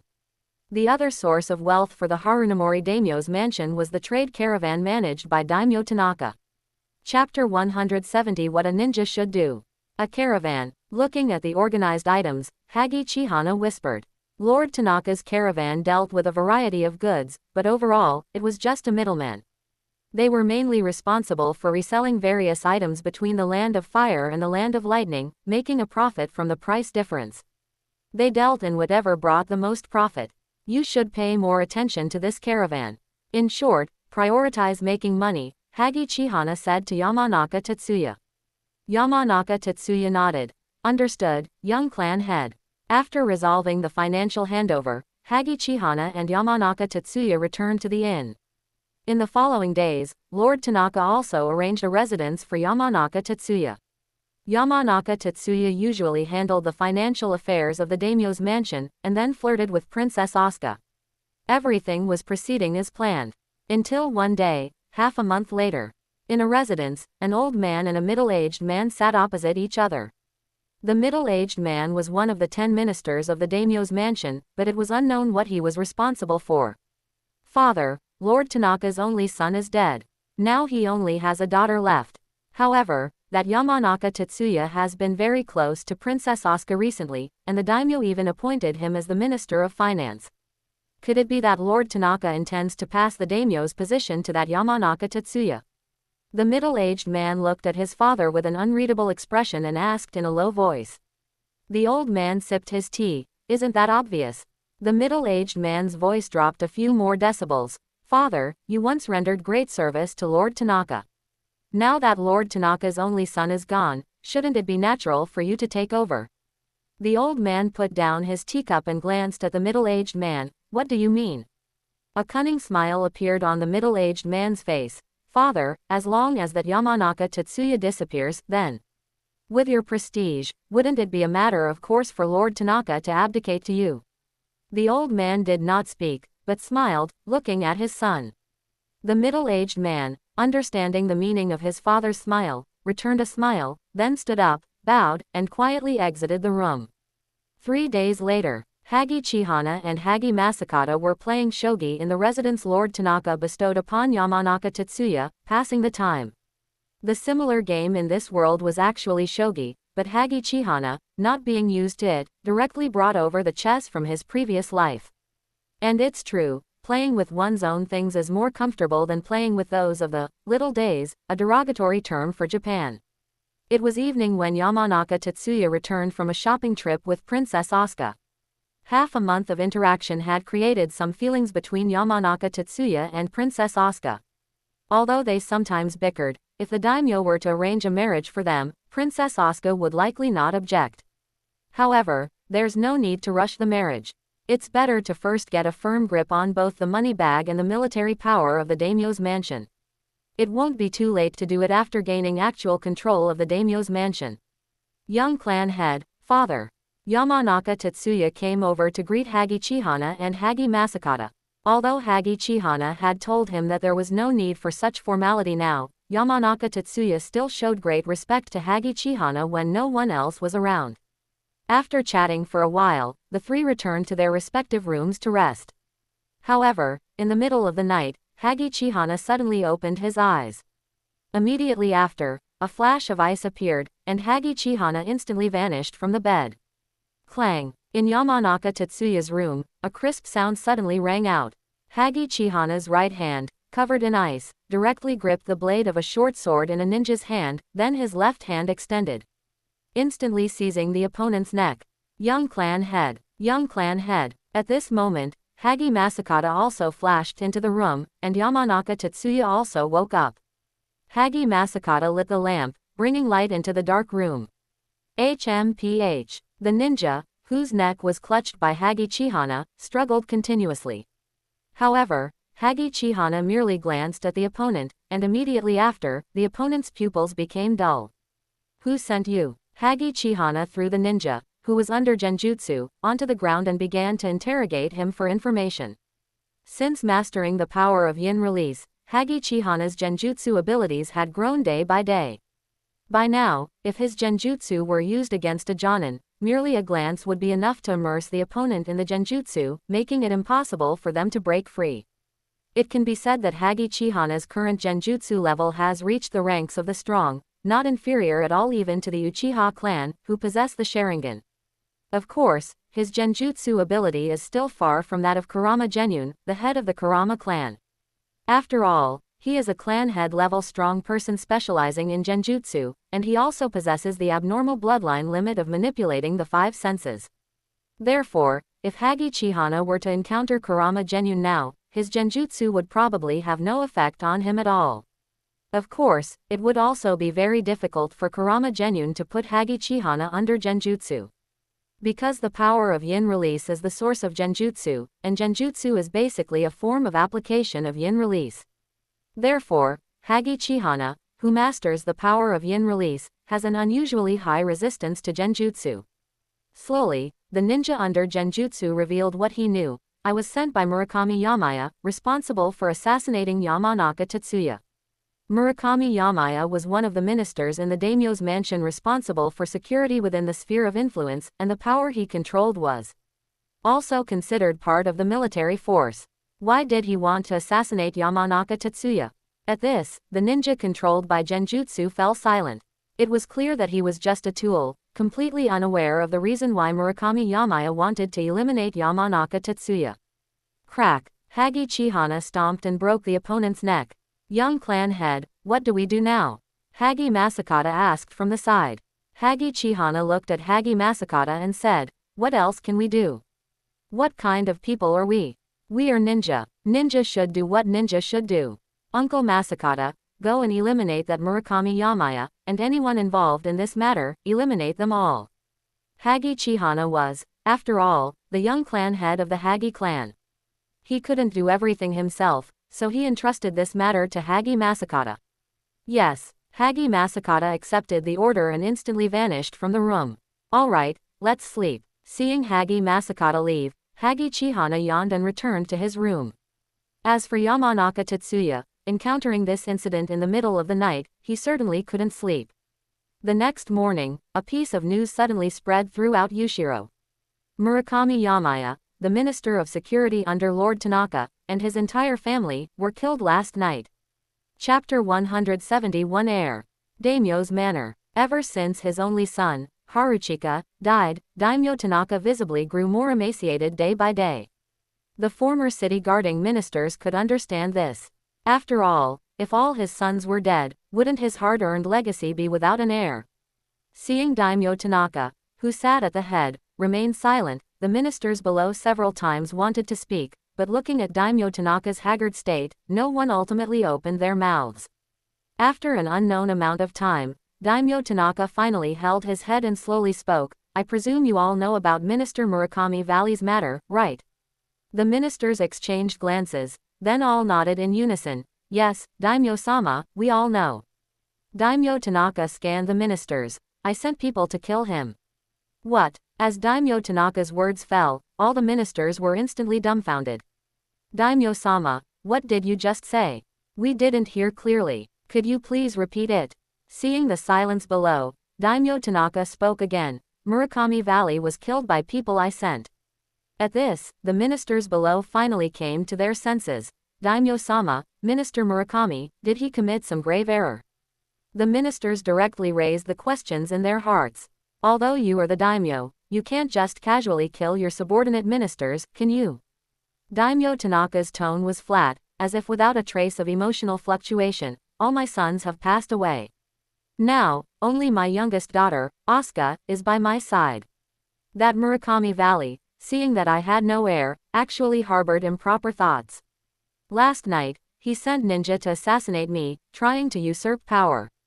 Speaking of this, Daimyo Tanaka's words suddenly stopped, and his gaze coldly swept over the ministers below. And the ministers who were swept by Daimyo Tanaka's gaze all lowered their heads. As for how many of them were in awe and how many were guilty, that was unknown. After about 5 or 6 seconds, Daimyo Tanaka continued, I know that Murakami Valley contacted some of you during this time. Whether some of you wanted to profit from the sidelines or genuinely supported Murakami, now that Murakami is dead, I will not pursue the matter with you. As Daimyo Tanaka's words fell, although none of the ministers below reacted, in terms of their mental state, it was clear that several of them instantly relaxed considerably. And these people were, without a doubt, the ministers Murakami Valley had contacted. Ignoring the ministers' reactions, Daimyo Tanaka took a deep breath, looking at everyone with a serious expression. Gentlemen, I am old, and all my sons are dead. This is an undeniable fact. To avoid unrest in the former capital, I have decided to name an heir now. Without waiting for the ministers to react, Daimyo Tanaka announced, my only remaining relatives are my youngest daughter, Princess Asuka, and my nephew, Toru Yamagami. Therefore, to prevent the position of daimyo from falling into outsiders' hands, I have decided to betroth Princess Asuka to Minister Toru Yamagami, and at the same time, establish Toru Yamagami as the heir. From today onwards, Minister Toru Yamagami will also serve as the Minister of Military Affairs. Furthermore, I will set the wedding for half a month from now. What are your thoughts? As his words fell, the hall was silent for 2 or 3 seconds. Immediately after, 5 of the ministers prostrated themselves. Daimyo is wise. We fully support Daimyo-sama's decision. These consenting ministers were, without a doubt, those who had been contacted by Murakami Valley. Daimyo Tanaka's earlier statement about not pursuing the matter was clearly a trap for them here. If they didn't support the daimyo's decision, then the daimyo would have to seriously settle accounts with them for the crime of colluding with a rebel. They weren't fools. Since the daimyo gave them a chance to live, how could they not cherish it? So, these few ministers unhesitatingly supported the daimyo's proposal. After all, in their eyes, politics was all about compromise and exchange. The daimyo let them off, and they fully supported the daimyo's decision. This was perfectly reasonable. Subsequently, the other ministers also expressed their agreement. It should be known that half of the ministers in the hall had already expressed their agreement, plus the daimyo's own proposal. If they still didn't agree, wouldn't they be asking for trouble? Only a fool would do that. Since everyone has no objections, then let's adjourn. I'm tired. After speaking, Daimyo Tanaka, looking exhausted, walked out of the hall and headed towards his residence. Hagoromo Chicken followed simultaneously. In the eyes of the ministers, he was Daimyo Tanaka's newly hired guard, tasked with closely protecting the daimyo. Additionally, he also needed to strengthen his genjutsu control over Daimyo Tanaka. At this point, the plan to replace the daimyo was already in its mid to late stages. No accidents could happen now. Thus, the death of Murakami Valley, the Minister of Public Order, directly caused a dramatic change in the rule of the former capital. Daimyo Tanaka established his distant nephew, Toru Yamagami, as his heir and simultaneously betrothed his youngest daughter, Princess Asuka, to Toru Yamagami. All the ministers expressed their support for this. People who learned of this news all marveled at Toru Yamagami's good fortune. Although he was only a distant nephew of the daimyo, he was suddenly going to marry Princess Asuka and also inherit the position of daimyo. This Toru Yamagami was truly a lucky man. However, these ordinary people, who thought Toru Yamagami was a lucky man, would never know that his inheritance of the daimyo's position was entirely a calculation of power. Although there might have been an element of luck, that luck was insignificant compared to the calculations. After the daimyo's meeting concluded, the 5 ministers who had been contacted by Murakami Valley immediately contacted Toru Yamagami and expressed their loyalty. These 5 ministers, originally the most unstable, now became Toru Yamagami's most steadfast supporters. Although it was unknown how much truth and falsehood their loyalty held, there was no doubt that at this moment, they were far more useful than the other 5 ministers. With the support of these 5 ministers and the daimyo, Toru Yamagami gained control of all of Daimyo Tanaka's armies in less than half a day.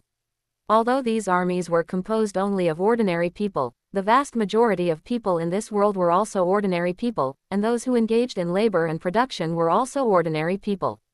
Therefore, this army composed of ordinary people played a crucial role in maintaining the daimyo's rule. Chapter 172 Daimyo Inoue.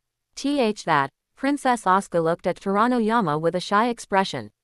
Although her time with him had indeed made her develop some feelings for Toranoyama, the sudden prospect of marrying him left her truly flustered.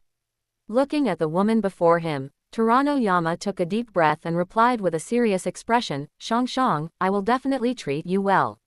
The nickname, Shang, had only ever been used by her father, and hearing it from Toranoyama now made Princess Asuka even shyer. I believe you," Princess Asuka responded in a voice as soft as a mosquito's buzz, her face flushed. Since ancient times, marriages were arranged by parents and matchmakers, and as the daughter of a daimyo, she was essentially destined for a political marriage. This marriage partner could be another daimyo, or perhaps a minister under her own daimyo. Princess Asuka had long been prepared for such a fate. But now, she had the good fortune to marry someone she actually liked, so what more could she ask for?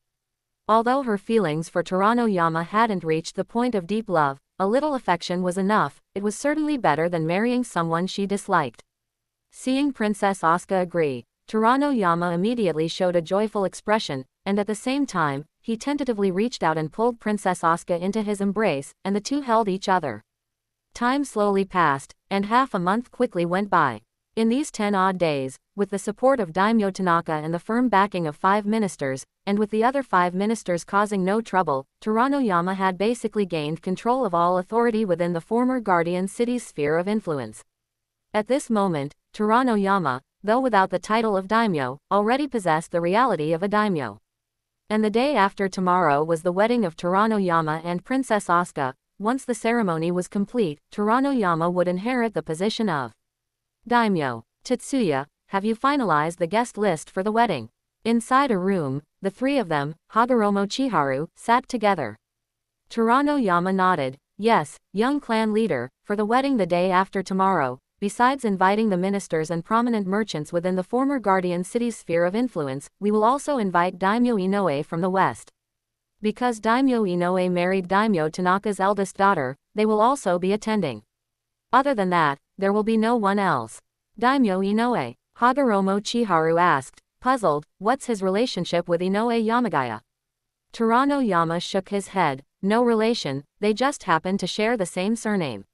That's good then. Hagoromo Chiharu then asked, have you confirmed who will be bringing ninja? This was a very serious question, considering Daimyo Tanaka was currently under Hagoromo Chiharu's genjutsu control. During this time, Apart from Princess Asuka and the various ministers, Daimyo Tanaka had basically not met anyone else, so naturally, no problems had arisen. However, the wedding the day after tomorrow was different. As Asuka's father, Daimyo Tanaka would certainly have to appear in public, and during this time, if any ninja were to discover that Daimyo Tanaka was under genjutsu, it would be a huge problem. Therefore, before the wedding, Hagoromo Chiharu had to resolve all potential risks. Toranoyama, having gone through this period of training, had grown significantly compared to before. Thus, facing Hagoromo Chiharu's question, Toranoyama answered without hesitation. The ministers and merchants within the city will not bring ninja, only the merchants coming from other towns outside the city will choose to bring ninja guards for their own safety. However, the ninja guards these merchants bring are basically of Chunin and Genin level, and these ninja will not participate in the wedding, so they are not a concern. The only one we need to take seriously is Daimyo Inoue.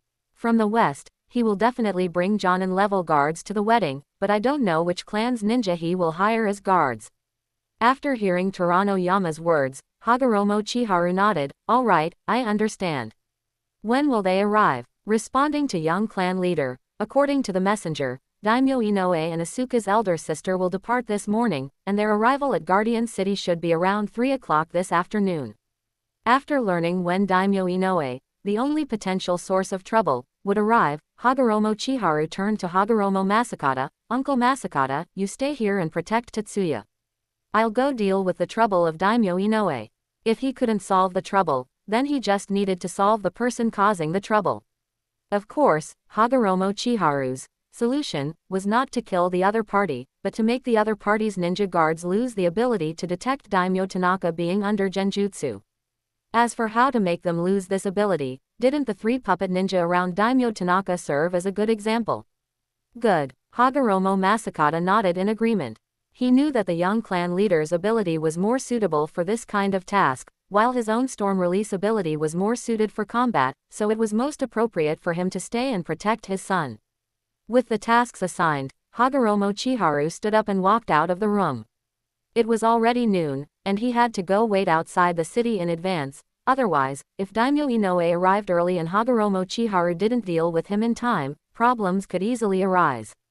In the city, Hagoromo Chiharu conveniently packed a portion of grilled meat fried rice, then took his lunch and left the city. After all, he couldn't starve himself while solving problems, lunch still needed to be eaten. Leaving Guardian City, Hagoromo Chiharu appeared 5 kilometers to the west and began to wait, slowly and unhurriedly eating his lunch. The sun slowly moved westward. The time came to past 2 in the afternoon. Hagoromo Chiharu had long sensed 3 Jonin level chakra moving towards this direction, but he did not act rashly, instead wanting to wait until the other party was a bit closer. Slowly, 3 ninja appeared, guarding a carriage. Those skilled in perception are also skilled in stealth. These 3 ninja guards did not discover the hidden Hagoromo Chiharu. As the carriage approached, a wisp of cold air seeped into the carriage, and the man and woman inside immediately became dazed. This was the ability of ice release to freeze thoughts, which strictly speaking did not fall within the scope of genjutsu. Therefore, even after today's events, no one would be able to discover that Daimyo Inoue and his wife had been tampered with. The next second, Hagoromo Chiharu used ice leap, instantly appearing in front of the carriage. Seeing this, the 3 Jonin immediately prepared to attack without a word, but as the ice blue chakra in Hagoromo Chiharu's pupils circulated, the 3 ninja who met Hagoromo Chiharu's gaze immediately stood frozen in place. Chapter 173 The Aggressive Inoue. On a forest-lined main road, a carriage was eerily stopped in the middle of the path. 3 ninja stood beside it, frozen in various poses, one with a drawn blade, another forming a hand seal, motionless. A clan emblem I haven't seen before. Probably some minor clan, Heigaichihan chuckled, then stepped forward to begin altering the memories of the 3 ninja. Compared to the 3 ninja by Lord Tanaka's side, these 3 were much simpler to modify. Heigaichihan only needed them to subconsciously ignore Lord Tanaka once they entered Yuensho City. Beyond that, there was no need for anything else. Done. After finishing the modifications on the 3 ninja, Heigaichihan clapped his hands. The 3 ninja returned to their previous vigilant positions. Then, a flash of icy color, and Heigaichihan's figure vanished. Whoosh! A gust of cold wind blew, and the three ninjas snapped out of their dazed state. Lord Daimyo, what's wrong? One of the ninja asked, addressing the carriage. In their memory, it was Lord Inoue who had ordered them to stop. At this moment, Lord Inoue and his wife also recovered from the state of being controlled by Heigaichihan. Upon seeing the carriage stopped, Lord Inoue said with displeasure, "What's wrong? Keep going." Hearing this, the coachman quickly urged the carriage forward. The three ninja cautiously observed their surroundings. Finding nothing amiss, they muttered to themselves about the strangeness of it all, then continued on their way. After some time, Lord Inoue successfully entered Uensho City, bringing his wife, Tanaka Daimyo's eldest daughter Keiko, into the daimyo's residence. Father-in-law. Upon meeting, both bowed to Lord Tanaka. However, Keiko's respect was heartfelt, while Lord Inoue's was merely a perfunctory bow out of courtesy. After all, both of them were daimyo, and in terms of status, they were equals, with roughly similar spheres of influence under their command. Therefore, Lord Inoue's willingness to bow was entirely due to him being Lord Tanaka's son-in-law. Please sit, Lord Tanaka nodded with a smile. After Lord Inoue and his wife were seated, the three guard ninjas stood behind them, completely ignoring Lord Tanaka, standing there silently. On Lord Tanaka's side, there were Toruya Yamagami, Princess Asuka, and Heigaichihan seated. Father-in-law, I heard Akiharu unfortunately passed away. What happened? As soon as Lord Inoue sat down, he asked with feigned concern. Hearing this, a pained expression immediately appeared on Lord Tanaka's face. Although he was currently controlled by Heigaichihan's genjutsu, his feelings for his son were genuine. Thus, upon suddenly hearing Lord Inoue bring up the matter of Tanaka Akiharu, Lord Tanaka immediately felt a pang of grief. Seeing this, Heigaichihan, while strengthening his control over Lord Tanaka, also realized that this Inoue fellow had come with ill intentions. Facing Lord Inoue's false concern, Princess Asuka became a little restless. Hey! Brother-in-law, father has only just emerged from his grief. What do you mean by bringing up old wounds? At this moment, Lord Tanaka's eldest daughter Keiko also gently tugged on Lord Inoue's sleeve. Husband. Lord Inoue smiled, pushed Keiko's hand away, and then looked at Lord Tanaka. Father-in-law, Akiharu has been gone for less than a month, and you're already holding a wedding for Princess Asuka. Doesn't this go against etiquette? Facing Lord Inoue's aggressive questioning, Toruya Yamagami said in a deep voice, Father-in-law has not been feeling well recently.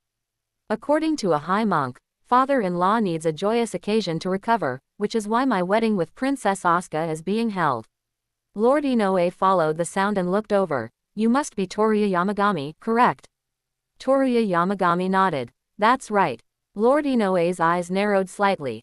I heard that father-in-law's daimyo position is to be inherited by you, and now you two are getting married so quickly, could it be? Bang! Enough! Lord Tanaka suddenly roared, slamming his palm directly on the table. Inoue! I'm not dead yet. Are you being so aggressive right now because you want to seize my Tanaka family's foundation? Seeing Lord Tanaka suddenly erupt in anger, Lord Inoue gave an awkward smile and said, how could that be?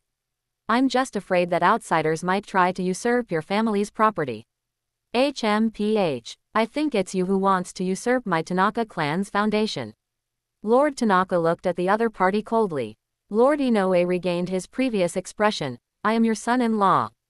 To speak of usurpation. All right, you've been traveling all morning and must be tired. Go rest first. I'm tired as well. Lord Tanaka didn't wait for Lord Inoue to finish speaking, waving his hand to interrupt him, then stood up and walked towards his room. Seeing this, Heigaichihan and the other two also stood up and left. Husband. Keiko looked at her husband. Lord Inoue smiled. Let's go. Heigaichihan and Masakata Heigaichihan returned to their courtyard, while Toruya Yamagami went to accompany Princess Asuka. This Lord Inoue has come with ill intentions. Fortunately, I dealt with his ninja guards beforehand, otherwise, who knows what kind of trouble would have arisen. Heigaichihan shook his head helplessly. Seeing this, Masakata Heigaichihan suggested, should we eliminate him? Lord Inoue, after all, was just an ordinary person. For such a person, Masakata Heigaichihan could resolve him with just a flick of a finger. Oh, eliminate him. Heigaichihan looked at Masakata Heigaichihan with some surprise. Before, Masakata Heigaichihan had indeed taken action against daimyo, but those were always when he was hired by other daimyo. But now, without anyone hiring him, Masakata Heigaichihan could actually suggest eliminating a daimyo without hesitation. It seems that Masakata Heigaichihan has indeed changed his perspective quite a bit from following him during this period. Yes, is there any better way besides eliminating him? Masakata Heigaichihan nodded with a look of course. Heigaichihan chuckled. Eliminating him is indeed a good idea, but now is not the best time to do so. Then, eliminate him after the wedding. Masakata Heigaichihan asked. Heigaichihan did not specifically answer when to eliminate Lord Inoue, but instead looked up in the direction of Lord Tanaka's room. Haha, everyone has their value. Even if this Inoue fellow dies, he should contribute his last bit of value to us, shouldn't he? Coincidentally, we plan for Lord Tanaka to die of old age in a while. If he were to die so soon, it would easily arouse suspicion. Now, Lord Inoue is being aggressive, almost showing his intention to seize Lord Tanaka's foundation on his face. So, isn't he the perfect scapegoat? Chapter 174 All Sons-in-Law. Today was the wedding day of Princess Asuka, the youngest daughter of Lord Tanaka, and Yamagami Tetsuya, the heir to the daimyo. As soon as dawn broke, the entire daimyo manor became lively, with servants constantly moving in and out, preparing for the wedding. Tetsuya, today is your big day. Congratulations, congratulations. Upon meeting, Higuruma Chihana immediately offered his blessings to Yamagami Tetsuya. Yamagami Tetsuya's face was full of smiles. Thank you for your auspicious words, young clan head. It is thanks to you that I am able to marry Princess Asuka today. Higuruma Chihana smiled and waved his hand, then turned his gaze to Higuruma Masakata. It's just a pity for Uncle Masakata. As Tetsuya's father, on such a joyous day, he cannot attend as Tetsuya's elder. Higuruma Masakata said, I am already content to see Xiaobui get married, and furthermore, I can also help the young clan head. There's nothing to be regretful about. Compared to the name Yamagami Tetsuya, Higuruma Masakata was still more accustomed to calling his son Xiaobui. After all, Higuruma Gui was his son's true name. Hearing this, Higuruma Chihana said, Don't worry, Uncle Masakata. When Tetsuya's child is born, no matter their talent, I will take them as my disciple. Ha ha ha ha ha, then thank you, young clan head. Although Higuruma Masakata said so, he didn't really take it seriously in his heart. After all, being a ninja requires talent. His eldest son was an ordinary person, so it was unlikely that his child would possess ninja abilities when born.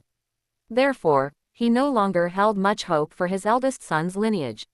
He only prayed that when Xiaobui's child was born, they would grow up safely and be an ordinary person. Looking at the somewhat unconcerned Higuruma Masakata, Higuruma Chihana's face became serious. Rest assured, Uncle Masakata, I am a man of my word. I will absolutely do as I say. Facing the young clan head with such an expression, Higuruma Masakata and his son also became serious. Young clan head, we believe you. As their voices fell, the three looked at each other and smiled, as if they had made the most sincere agreement in the world.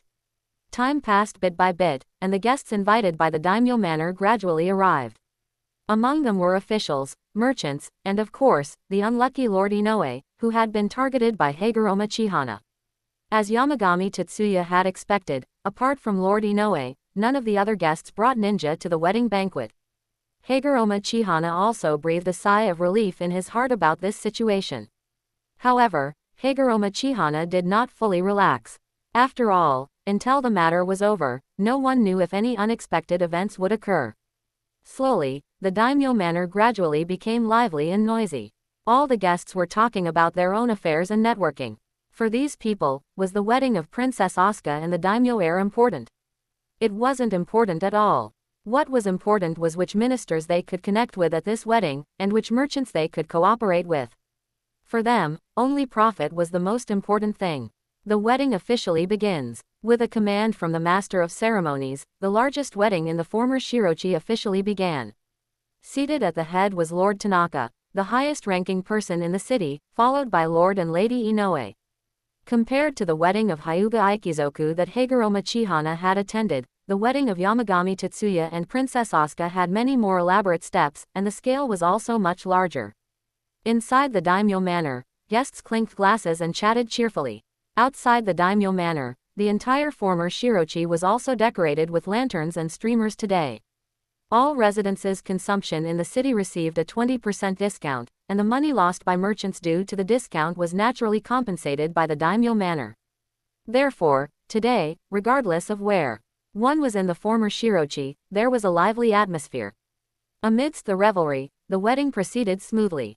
Haguroma Chihana and Haguroma Masakata ate at the banquet while keeping an eye on the movements within the daimyo manor, to prevent any reckless ninja from ruining their plans. Fortunately, the wedding went smoothly. After a series of elaborate procedures, the wedding ceremony was officially completed. What remained was the part where the newlyweds toasted the guests. However, not everyone was worthy of being toasted.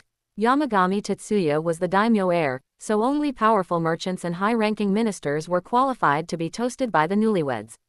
Of course, Haguroma Chihana and Haguroma Masakata were also toasted by the newlyweds. Although Princess Asuka was a little puzzled, she still obediently followed Yamagami Tetsuya and earnestly raised a glass.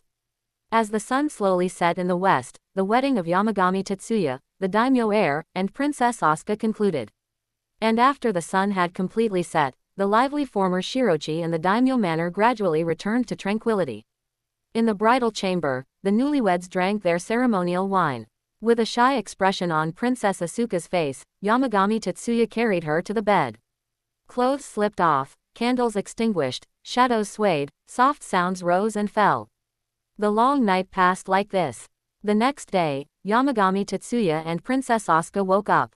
After formally greeting Lord Tanaka according to etiquette, Lord Tanaka held a meeting in the morning.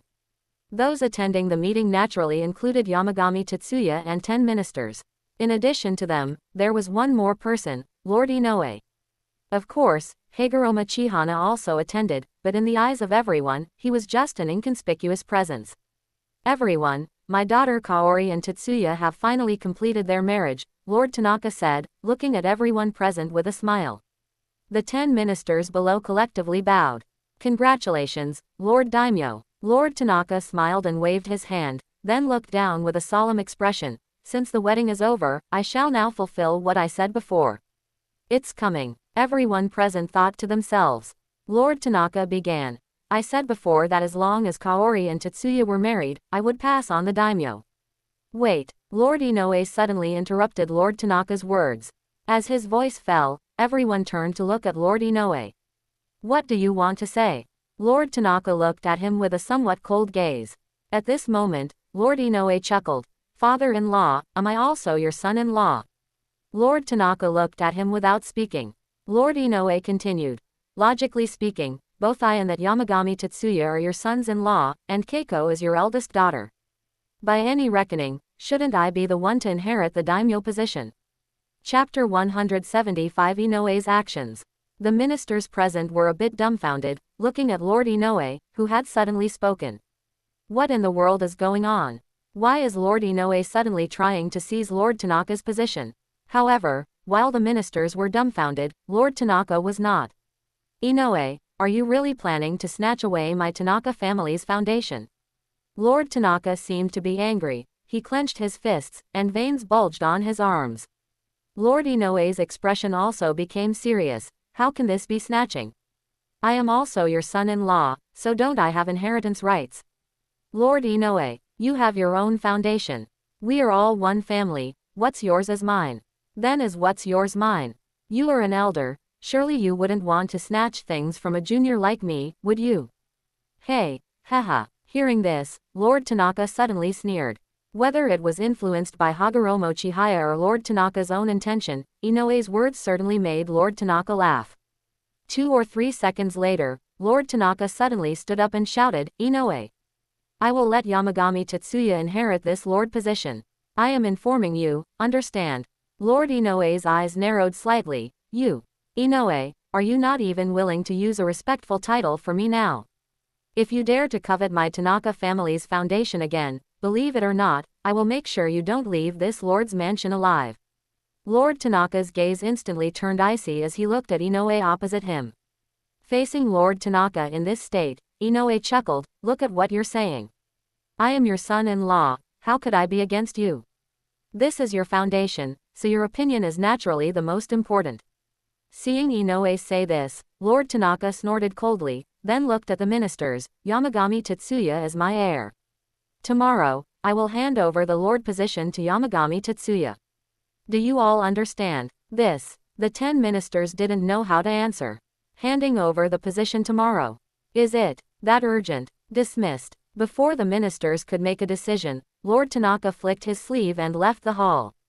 Hagoromo Chihaya, with a cool and aloof expression, followed closely behind him. Outside the door, 3 ninja guards of Lord Inoue were waiting for their employer to emerge. As Hagoromo Chihaya passed by the 3, although there was no outward movement, a hint of ice blue chakra appeared in his eyes. He subtly scanned the eyes of the 3, then left with Lord Tanaka.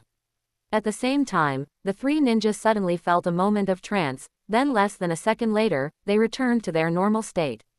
Everyone, you are dismissed. Lord Tanaka had left, so the scene was naturally presided over by Yamagami Tetsuya, the Lord's heir. After giving the order, Yamagami Tetsuya stood up and left. HMPH. Lord Inoue followed, and after quickly overtaking Yamagami Tetsuya, he turned his head and snorted coldly, then walked towards his residence with his 3 ninja guards. The remaining ministers exchanged glances, no one spoke, and they all scrambled to leave. After everyone left, only the servants remained, cleaning up. On the western watchtower of Uensho Castle, Hagoromo Chihaya stood. The surrounding soldiers seemed not to notice him, still standing guard meticulously. Hagoromo Chihaya stood on the watchtower and looked down.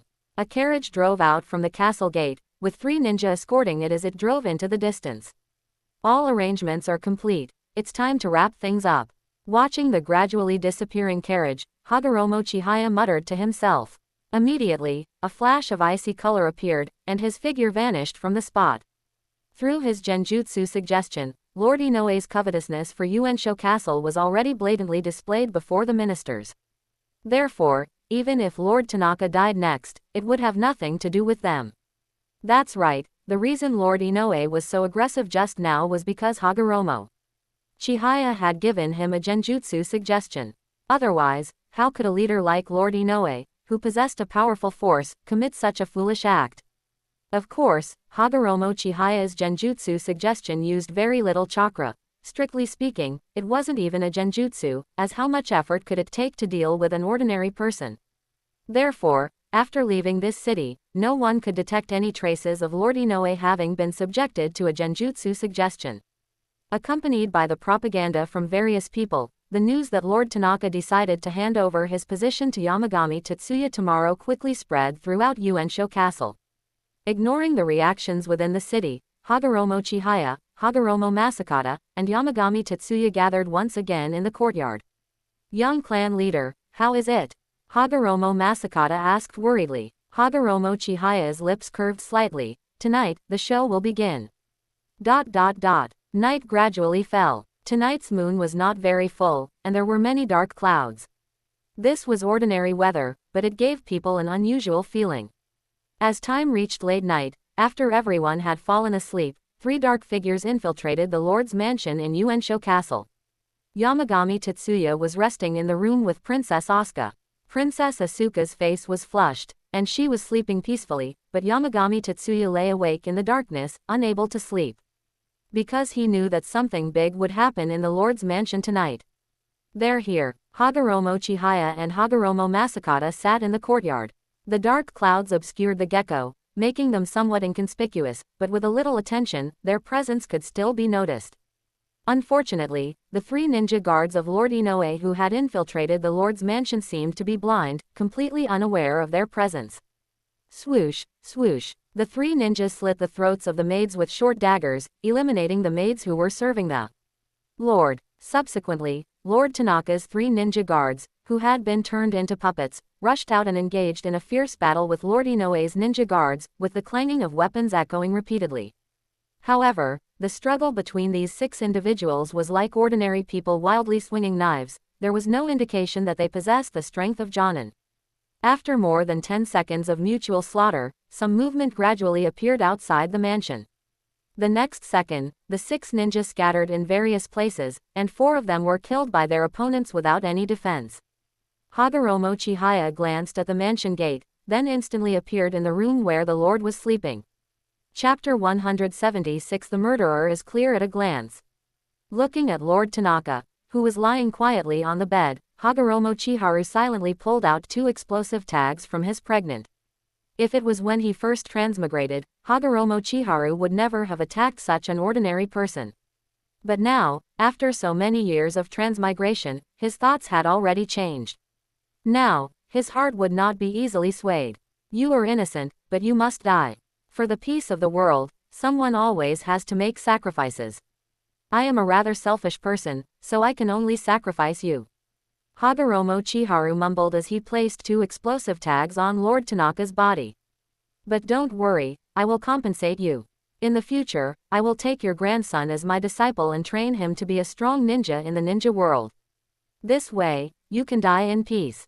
As the explosive tags sizzled and burned, Hagoromo Chiharu's voice fell, and he flashed out of the room. Rumble. In the darkness, bright flames accompanied by a roar directly sounded in the Lord's mansion. The huge impact even instantly collapsed the Lord's room. Clang. The door was pushed open, and several servants rushed in. At this time, the only 2 remaining ninja were still fighting Hagoromo Chiharu and Hagoromo Masakata.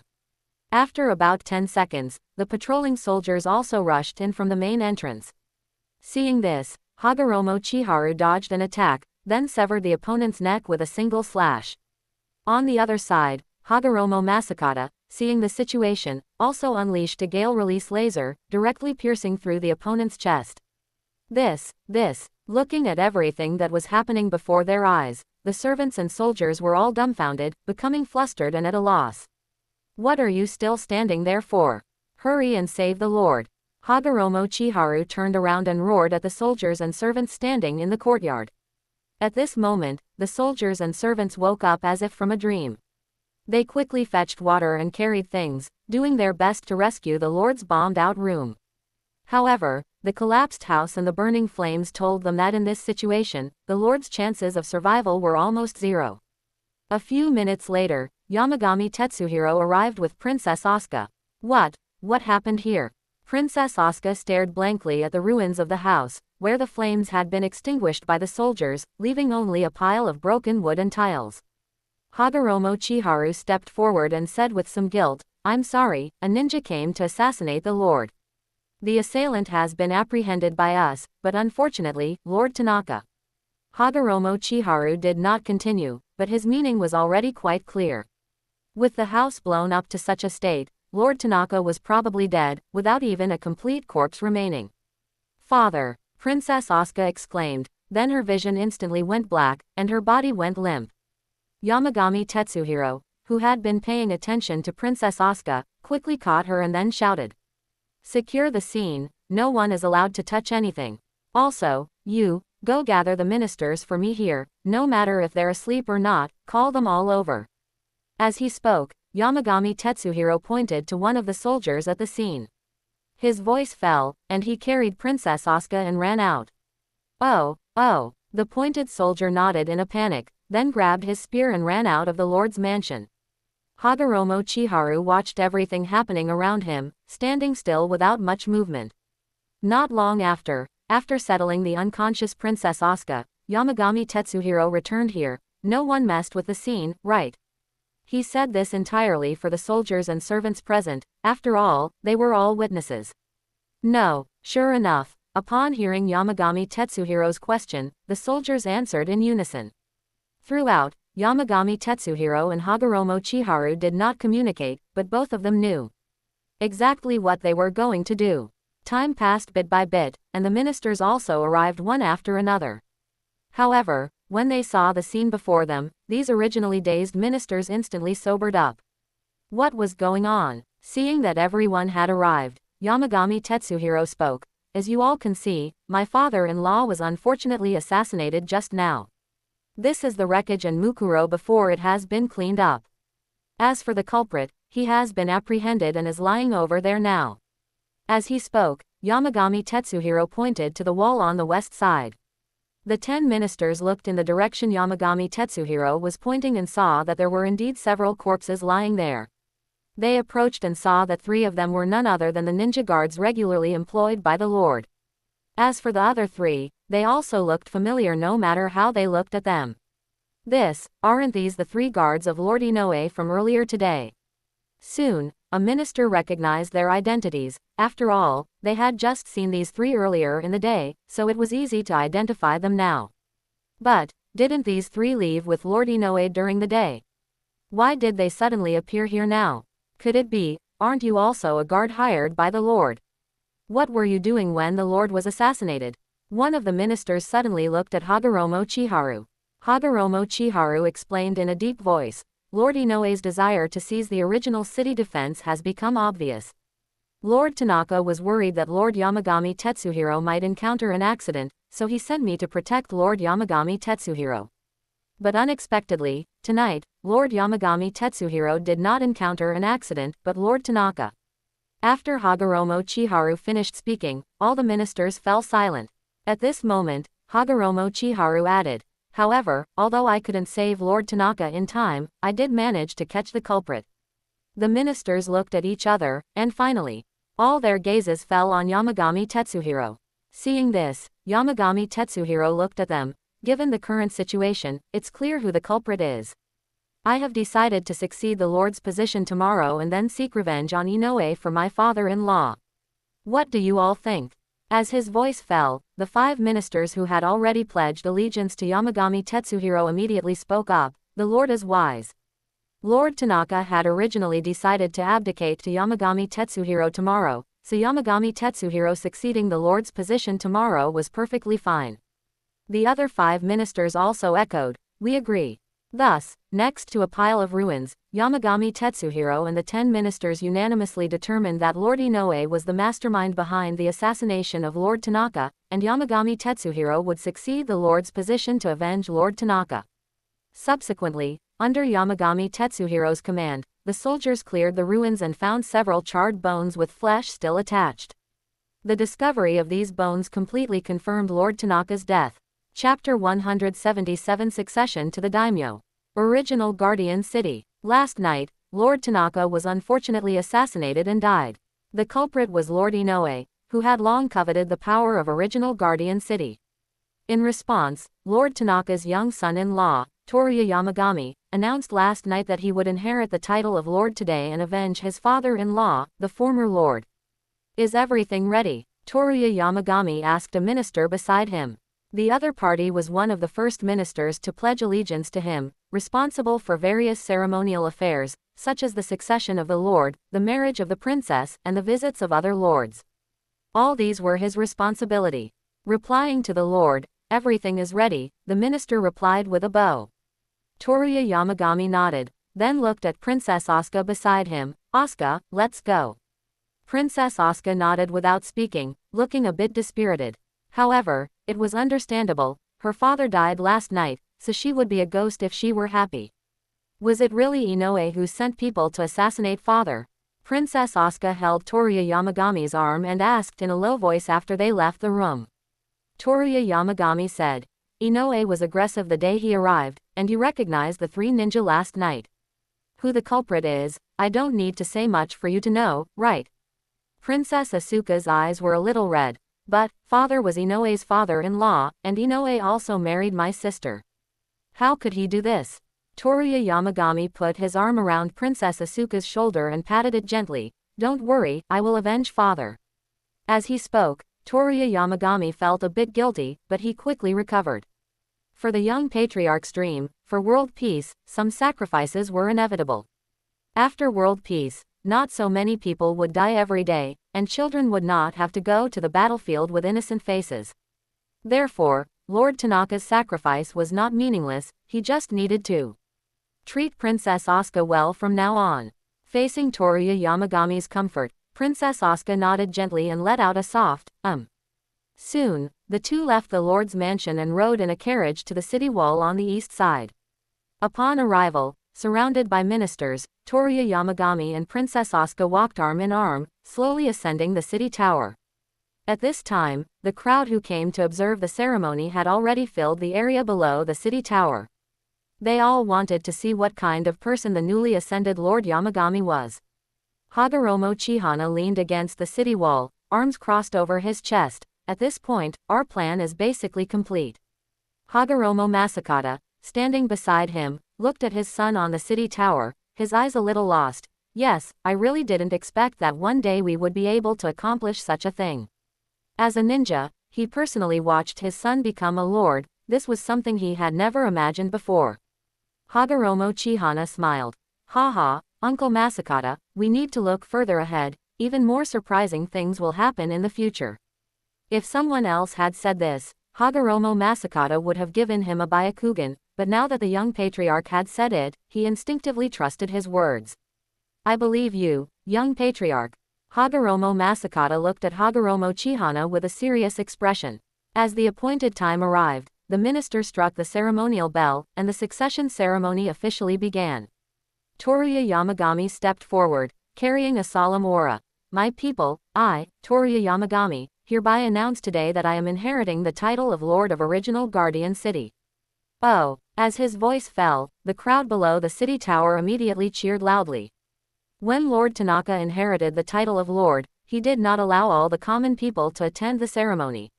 Everything that happened when Lord Tanaka inherited the title of Lord took place within the Lord's mansion. Ordinary people like them had no right to attend the ceremony at all. But now, the new Lord Yamagami had actually placed the succession ceremony on the city tower, allowing everyone to attend. This made the common people below feel as if they were being valued, so how could they not be happy about it? Phew tilde. Looking at the cheering crowd below, Toruya Yamagami breathed a sigh of relief. After this incident, his position seemed to be more stable. This was also thanks to the young patriarch's idea, which suggested he hold the succession ceremony on the city gate tower. Otherwise, he really wouldn't have had such great confidence in gaining the support of the common people. Next was the tedious succession ceremony. Although these things were boring, Hagoromo Chihana and Hagoromo Masakata did not leave. After all, there were many people and eyes outdoors. Their plan was finally nearing its end.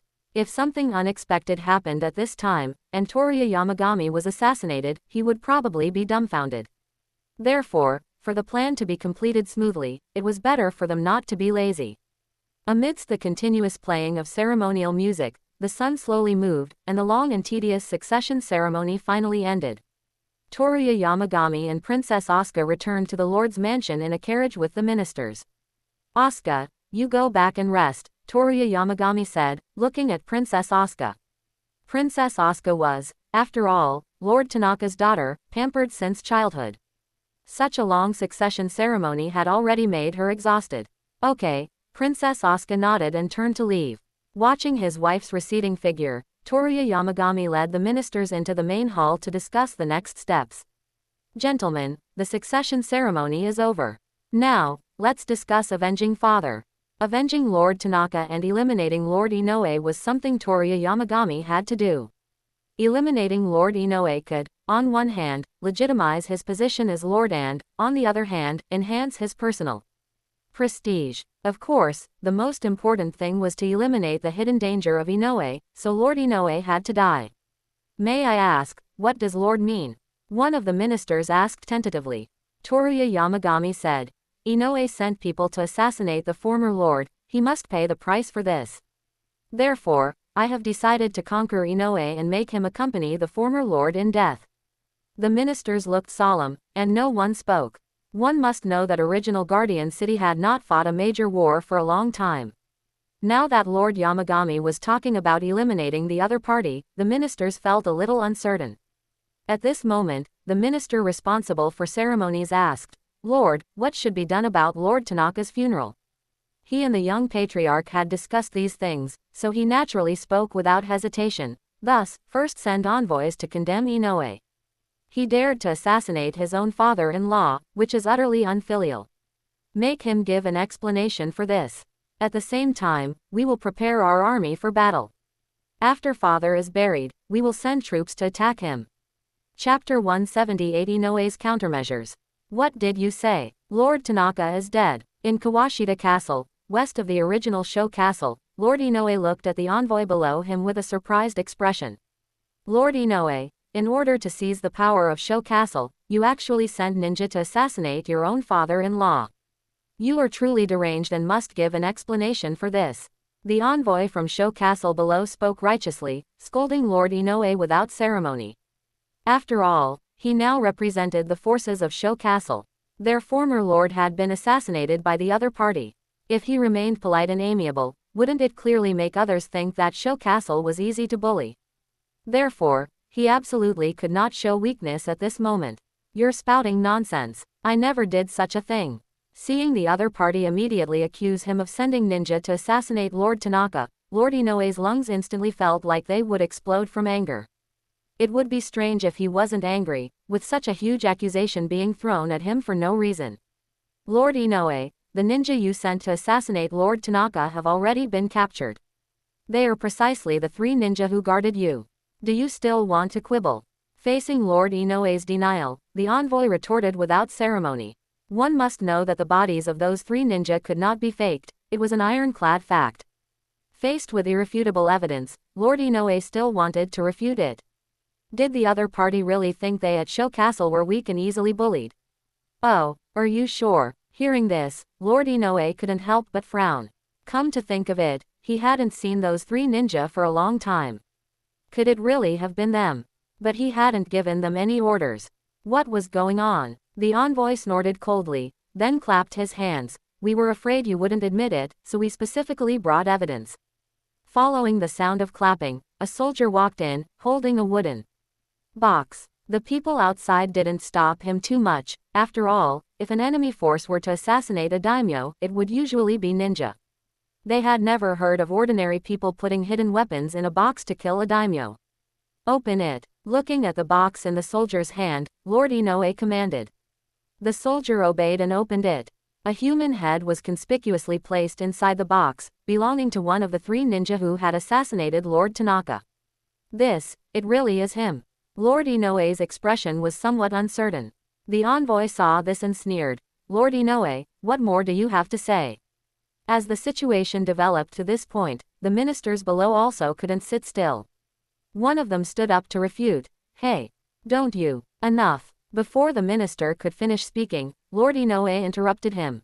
Then, he looked at the envoy and said, These are indeed the ninja guards I hired, but I absolutely did not send him to assassinate Lord Tanaka. I can guarantee that. The envoy sneered. Lord Inoue, when you were at the Sho Castle Lord's mansion, you already showed an aggressive stance, wanting to seize the power of Sho Castle. Don't you think what you're saying is too ridiculous? There was no emotion in Lord Inoue's eyes. I've said it, the person was not sent by me. To prove my innocence, I will personally go to the Sho Castle Lord's mansion tomorrow and confront the ministers of Sho Castle. Hearing this, the envoy was instantly a bit bewildered. Lord Inoue was going to Sho Castle, was it real or fake? You go back, and remember to relay my words. I will definitely go to Sho Castle tomorrow to prove my innocence. Lord Inoue waved his hand, signaling the envoy to retreat and leave Kawashita Castle. The envoy, flustered by this, was at a loss, so he could only bow and exit the Lord's mansion, then return east to Sho Castle. Seeing the envoy leave, the ministers quickly asked, Lord, are you really going to Sho Castle? Tomorrow. Yes. Lord Inoue nodded. But, if you go, you might be in danger. The minister looked at Lord Inoue with a worried expression.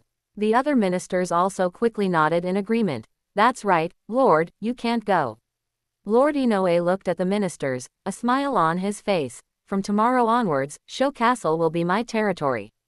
What danger is there in me going to my own territory? The ministers looked at Lord Inoue, not understanding. What did he mean? How did Sho Castle become their sphere of influence? Lord Inoue's lips curled slightly as he explained. Didn't I say that I would personally go to Sho Castle tomorrow for a confrontation? After receiving this news, Sho Castle will definitely relax its vigilance tonight. As long as I can send someone tonight to kill that man named Yamagami Tetsuya, and then conveniently control the ministers of Sho Castle, hee. At this point, Lord Inoue couldn't help but sneer. One of the ministers immediately added, Then, Lord, you can lead your army there and easily conquer the forces of Sho Castle. Exactly, that's it. Lord Inoue gave the other party a look of approval. And the other ministers, hearing this plan, immediately started flattering, Lord is wise. However, Sho Castle was able to take down 3 Jonin. It seems they have also hired powerful ninja.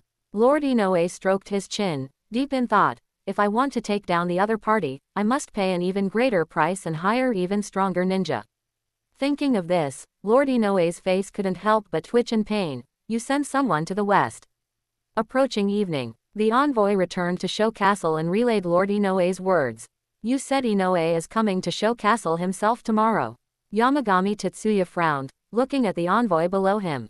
The envoy nodded. Yes, Lord Inoue did say that. Yamagami Tetsuya was silent for a few seconds, then waved his hand. You may leave. The envoy bowed, then exited the room. Yamagami Tetsuya looked at Hagoromo Chihana with deep respect. Young clan leader, what do we do now? Hagoromo Chihana pondered for a moment. First possibility, Inoue might genuinely come to Sho Castle tomorrow to confront us face to face, but he shouldn't be that foolish, so this possibility is largely ruled out. What remains is the second possibility. The purpose of him saying this is to make us relax our guard, and his true objective is very likely to carry out some kind of scheme against us tonight or tomorrow morning. Hagoromo Masakata next to him said. Then what exactly does the other party want to do? Hagoromo Chihana's eyes narrowed slightly. What the other party wants to do, I think, I already know. Chapter 179 Silver-Haired Youth. In the dead of night, the occasional chirping of insects added a touch of coolness to the summer evening.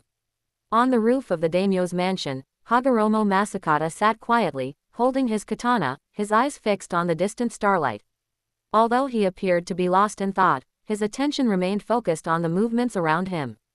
This was the task the young clan head had assigned him, to protect Toriya Yamagami and the various ministers residing in the daimyo's mansion.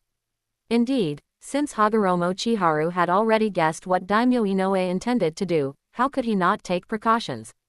Hagoromo Masakata's presence here was Chiharu Hagoromo's countermeasure. A clan head level expert here was enough to deal with any monsters or demons. As for Chiharu himself, he had gone to the watchtower on the western side of Uensho City. Daimyo Inoue's sphere of influence was to the west of Uensho City, so if Daimyo Inoue wanted to hire ninja for assassination, it would most likely be from the west. Of course, even if the opponent didn't come from the west, it wouldn't matter. Hagoromo Chiharu had enough time to react and move to another direction. After all, the spatial ninjutsu, ice jump, was no joke. At this moment, the moon had already shifted westward. Looking at the half-moon in front of him, Hagoromo Chiharu could roughly confirm that it was already past 3 in the morning.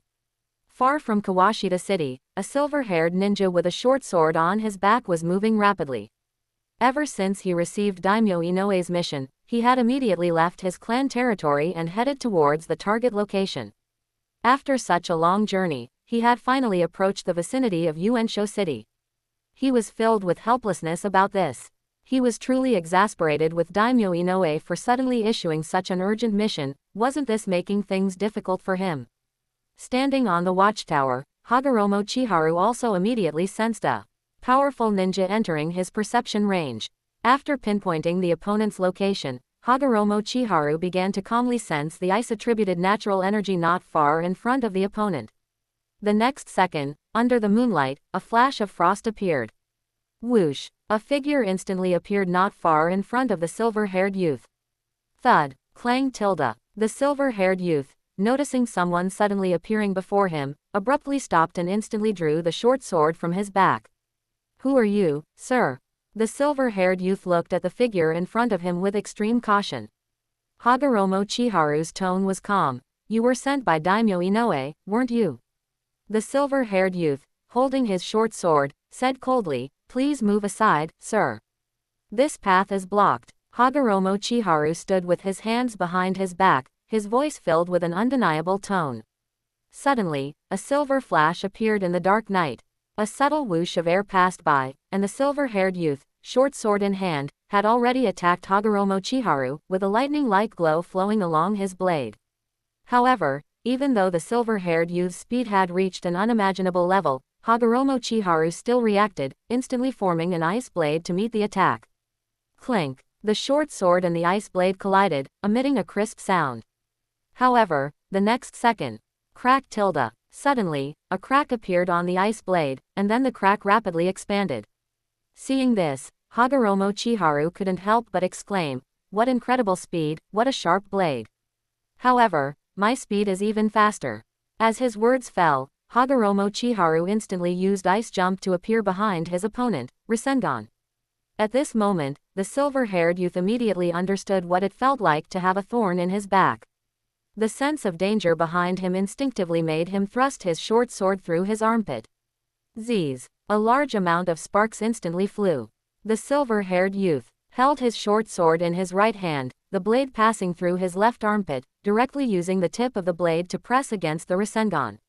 Boom! Hagoromo Chiharu instantly exerted force, and the Rasengan erupted with immense power, sending the silver-haired youth flying. So strong. After landing, the silver-haired youth slid several meters, and at the same time, he couldn't help but exclaim inwardly. This person in front of him was extraordinary. He was definitely a formidable opponent, but only by facing such enemies could his strength grow. The next second, the silver-haired youth's pupils constricted, and a sharp aura instantly emanated from his short sword. "Let me see just how strong your swordsmanship is." At this moment, Hagoromo Chiharu suddenly became interested and wanted to test how strong his opponent's abilities truly were. At the same time, he also had some speculation about the silver-haired youth's identity.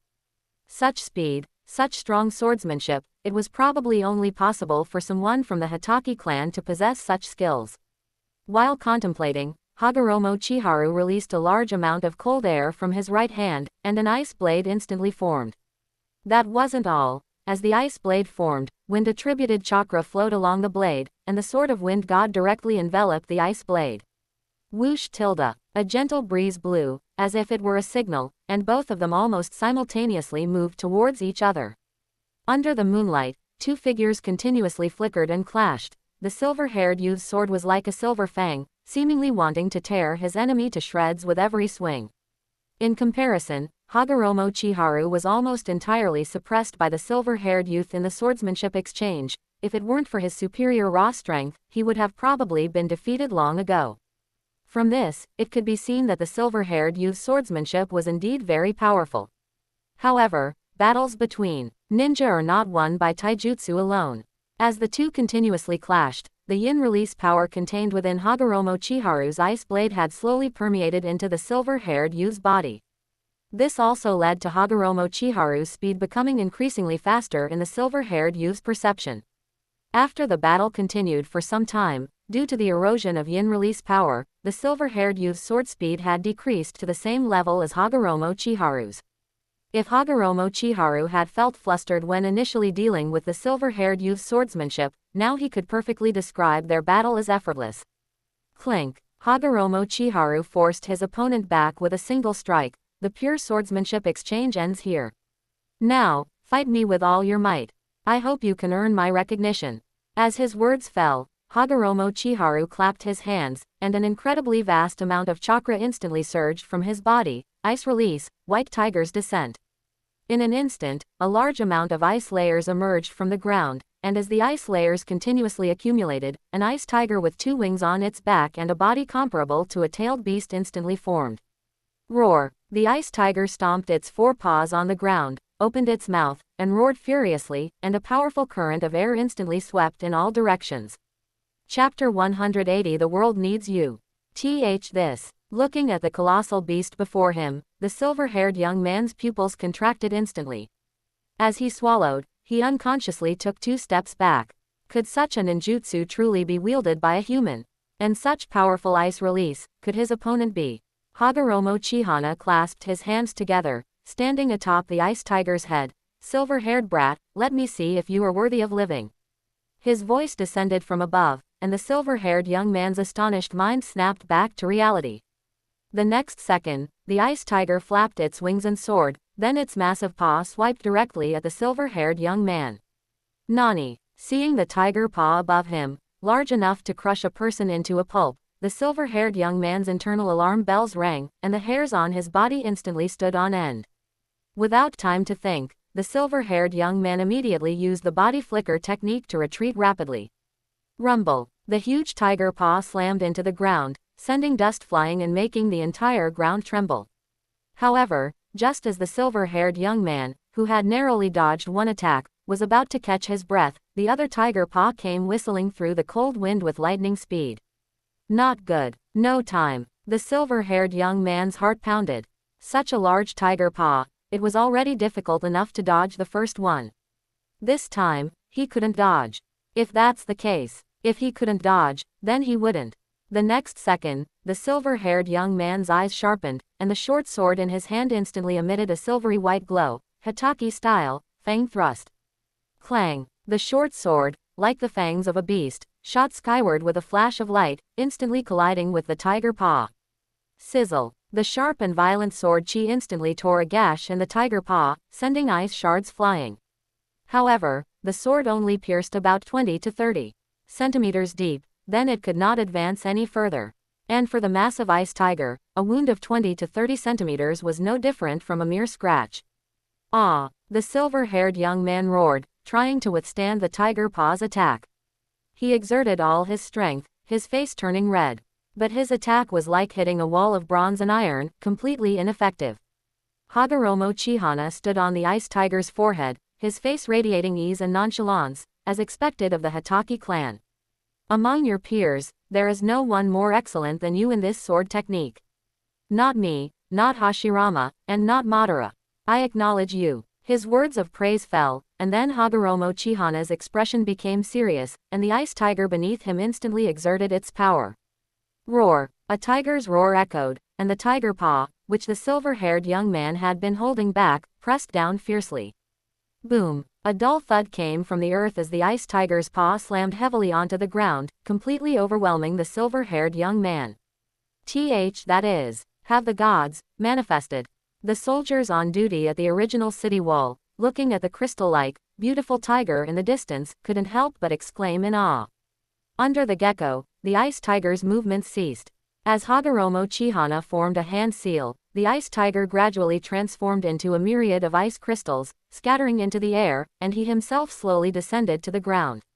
How is it? Still alive? Hagoromo Uchiha walked over to the silver-haired young man with a light chuckle. At this moment, the silver-haired young man was lying on the ground, panting, and his short sword had cracks. When the tiger paw had descended, a hollow space had suddenly formed in its center, so the silver-haired young man had not been harmed. However, to block the ice tiger's attack, he had expended too much chakra, as well as his vital energy and spirit. Therefore, after the tiger paw landed, the silver-haired young man, standing in the hollow, also lost the strength to stand and collapsed onto the ground.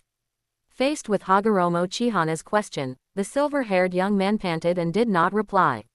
In his opinion, the only reason Hagoromo Uchiha hadn't delivered a fatal blow at the end was to extract information from him.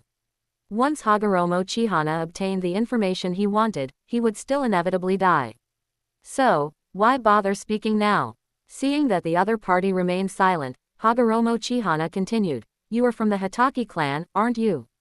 What is your name?" As expected, he's starting to probe for information, the silver-haired young man thought to himself, still not answering aloud.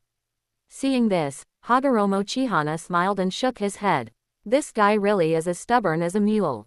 Then Hagoromo Uchiha said no more, simply turning and walking in the direction of Kawashimo City, his voice ringing out as he did so. Go back to the Hatake clan. Do not get involved in this matter again. Your employer, Lord Inoue, will die before dawn. Under the gecko, Hagoromo Uchiha walked further and further away. At this moment, the silver-haired young man regained his senses. He struggled to his feet, looking at Hagoromo Uchiha's retreating figure. You're not going to kill me. After a second or two, Hagoromo Uchiha's voice drifted back, go back. This world will need your strength someday. Looking at the increasingly distant figure, the silver-haired young man hesitated for a moment, then gritted his teeth. My name is Hatake Saya. What do you mean by that? Hatake Saya, I'll remember that. Hagoromo Uchiha murmured to himself, simultaneously using the ice-attributed natural energy he had sensed in the distance to directly use ice jump and disappear from his spot. Seeing that Hagoromo Uchiha did not respond, Hatake Saya took a deep breath, stood in place to compose himself for a while, then set off towards the Hatake clan's territory. He knew that Hagoromo Uchiha was now going to kill his employer, Lord Inoue, but the power gap between him and Hagoromo Uchiha was like a chasm.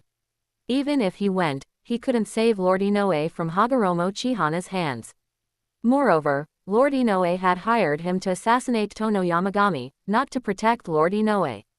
His mission had already failed, so he naturally had to return to the Hitaki clan's territory. It was fortunate that Hitaki Saya did not continue to assassinate Tono Yamagami, otherwise, if he had gone and encountered Hagoromo Masakata, who was guarding the daimyo's mansion, he would have been utterly doomed. Therefore, Hitaki Saya's willingness to listen to Hagoromo Chihana and voluntarily return to the Hitaki clan could be considered his good fortune, having saved his life. However, what puzzled Hitaki Saya was that Hagoromo Chihana's reason for sparing him was simply too peculiar. Saying that this world would need his strength someday, he believed that the Hitaki clan needed his strength, but that the world needed his strength. No matter how he heard it, it sounded like a joke. Nevertheless, despite what he thought in his heart, he unconsciously mumbled aloud. This chaotic world, this precarious world, this world where people see no hope, will it truly need my strength? Regardless of Hitaki Saya, who was currently returning to the Hitaki clan's territory, Hagoromo Chihana had already arrived at Kawashimo City in the west. Possessing space ninjutsu, he treated the city walls as nothing, appearing directly inside the daimyo's mansion in Kawashimo City. Inoue, your mission is complete. Say goodbye to this world. Hagoromo Chihana looked at Lord Inoue before him with an expressionless face. You are. Lord Inoue's face was filled with terror, but before he could finish his sentence, Hagoromo Chihana cut off his head with a single strike.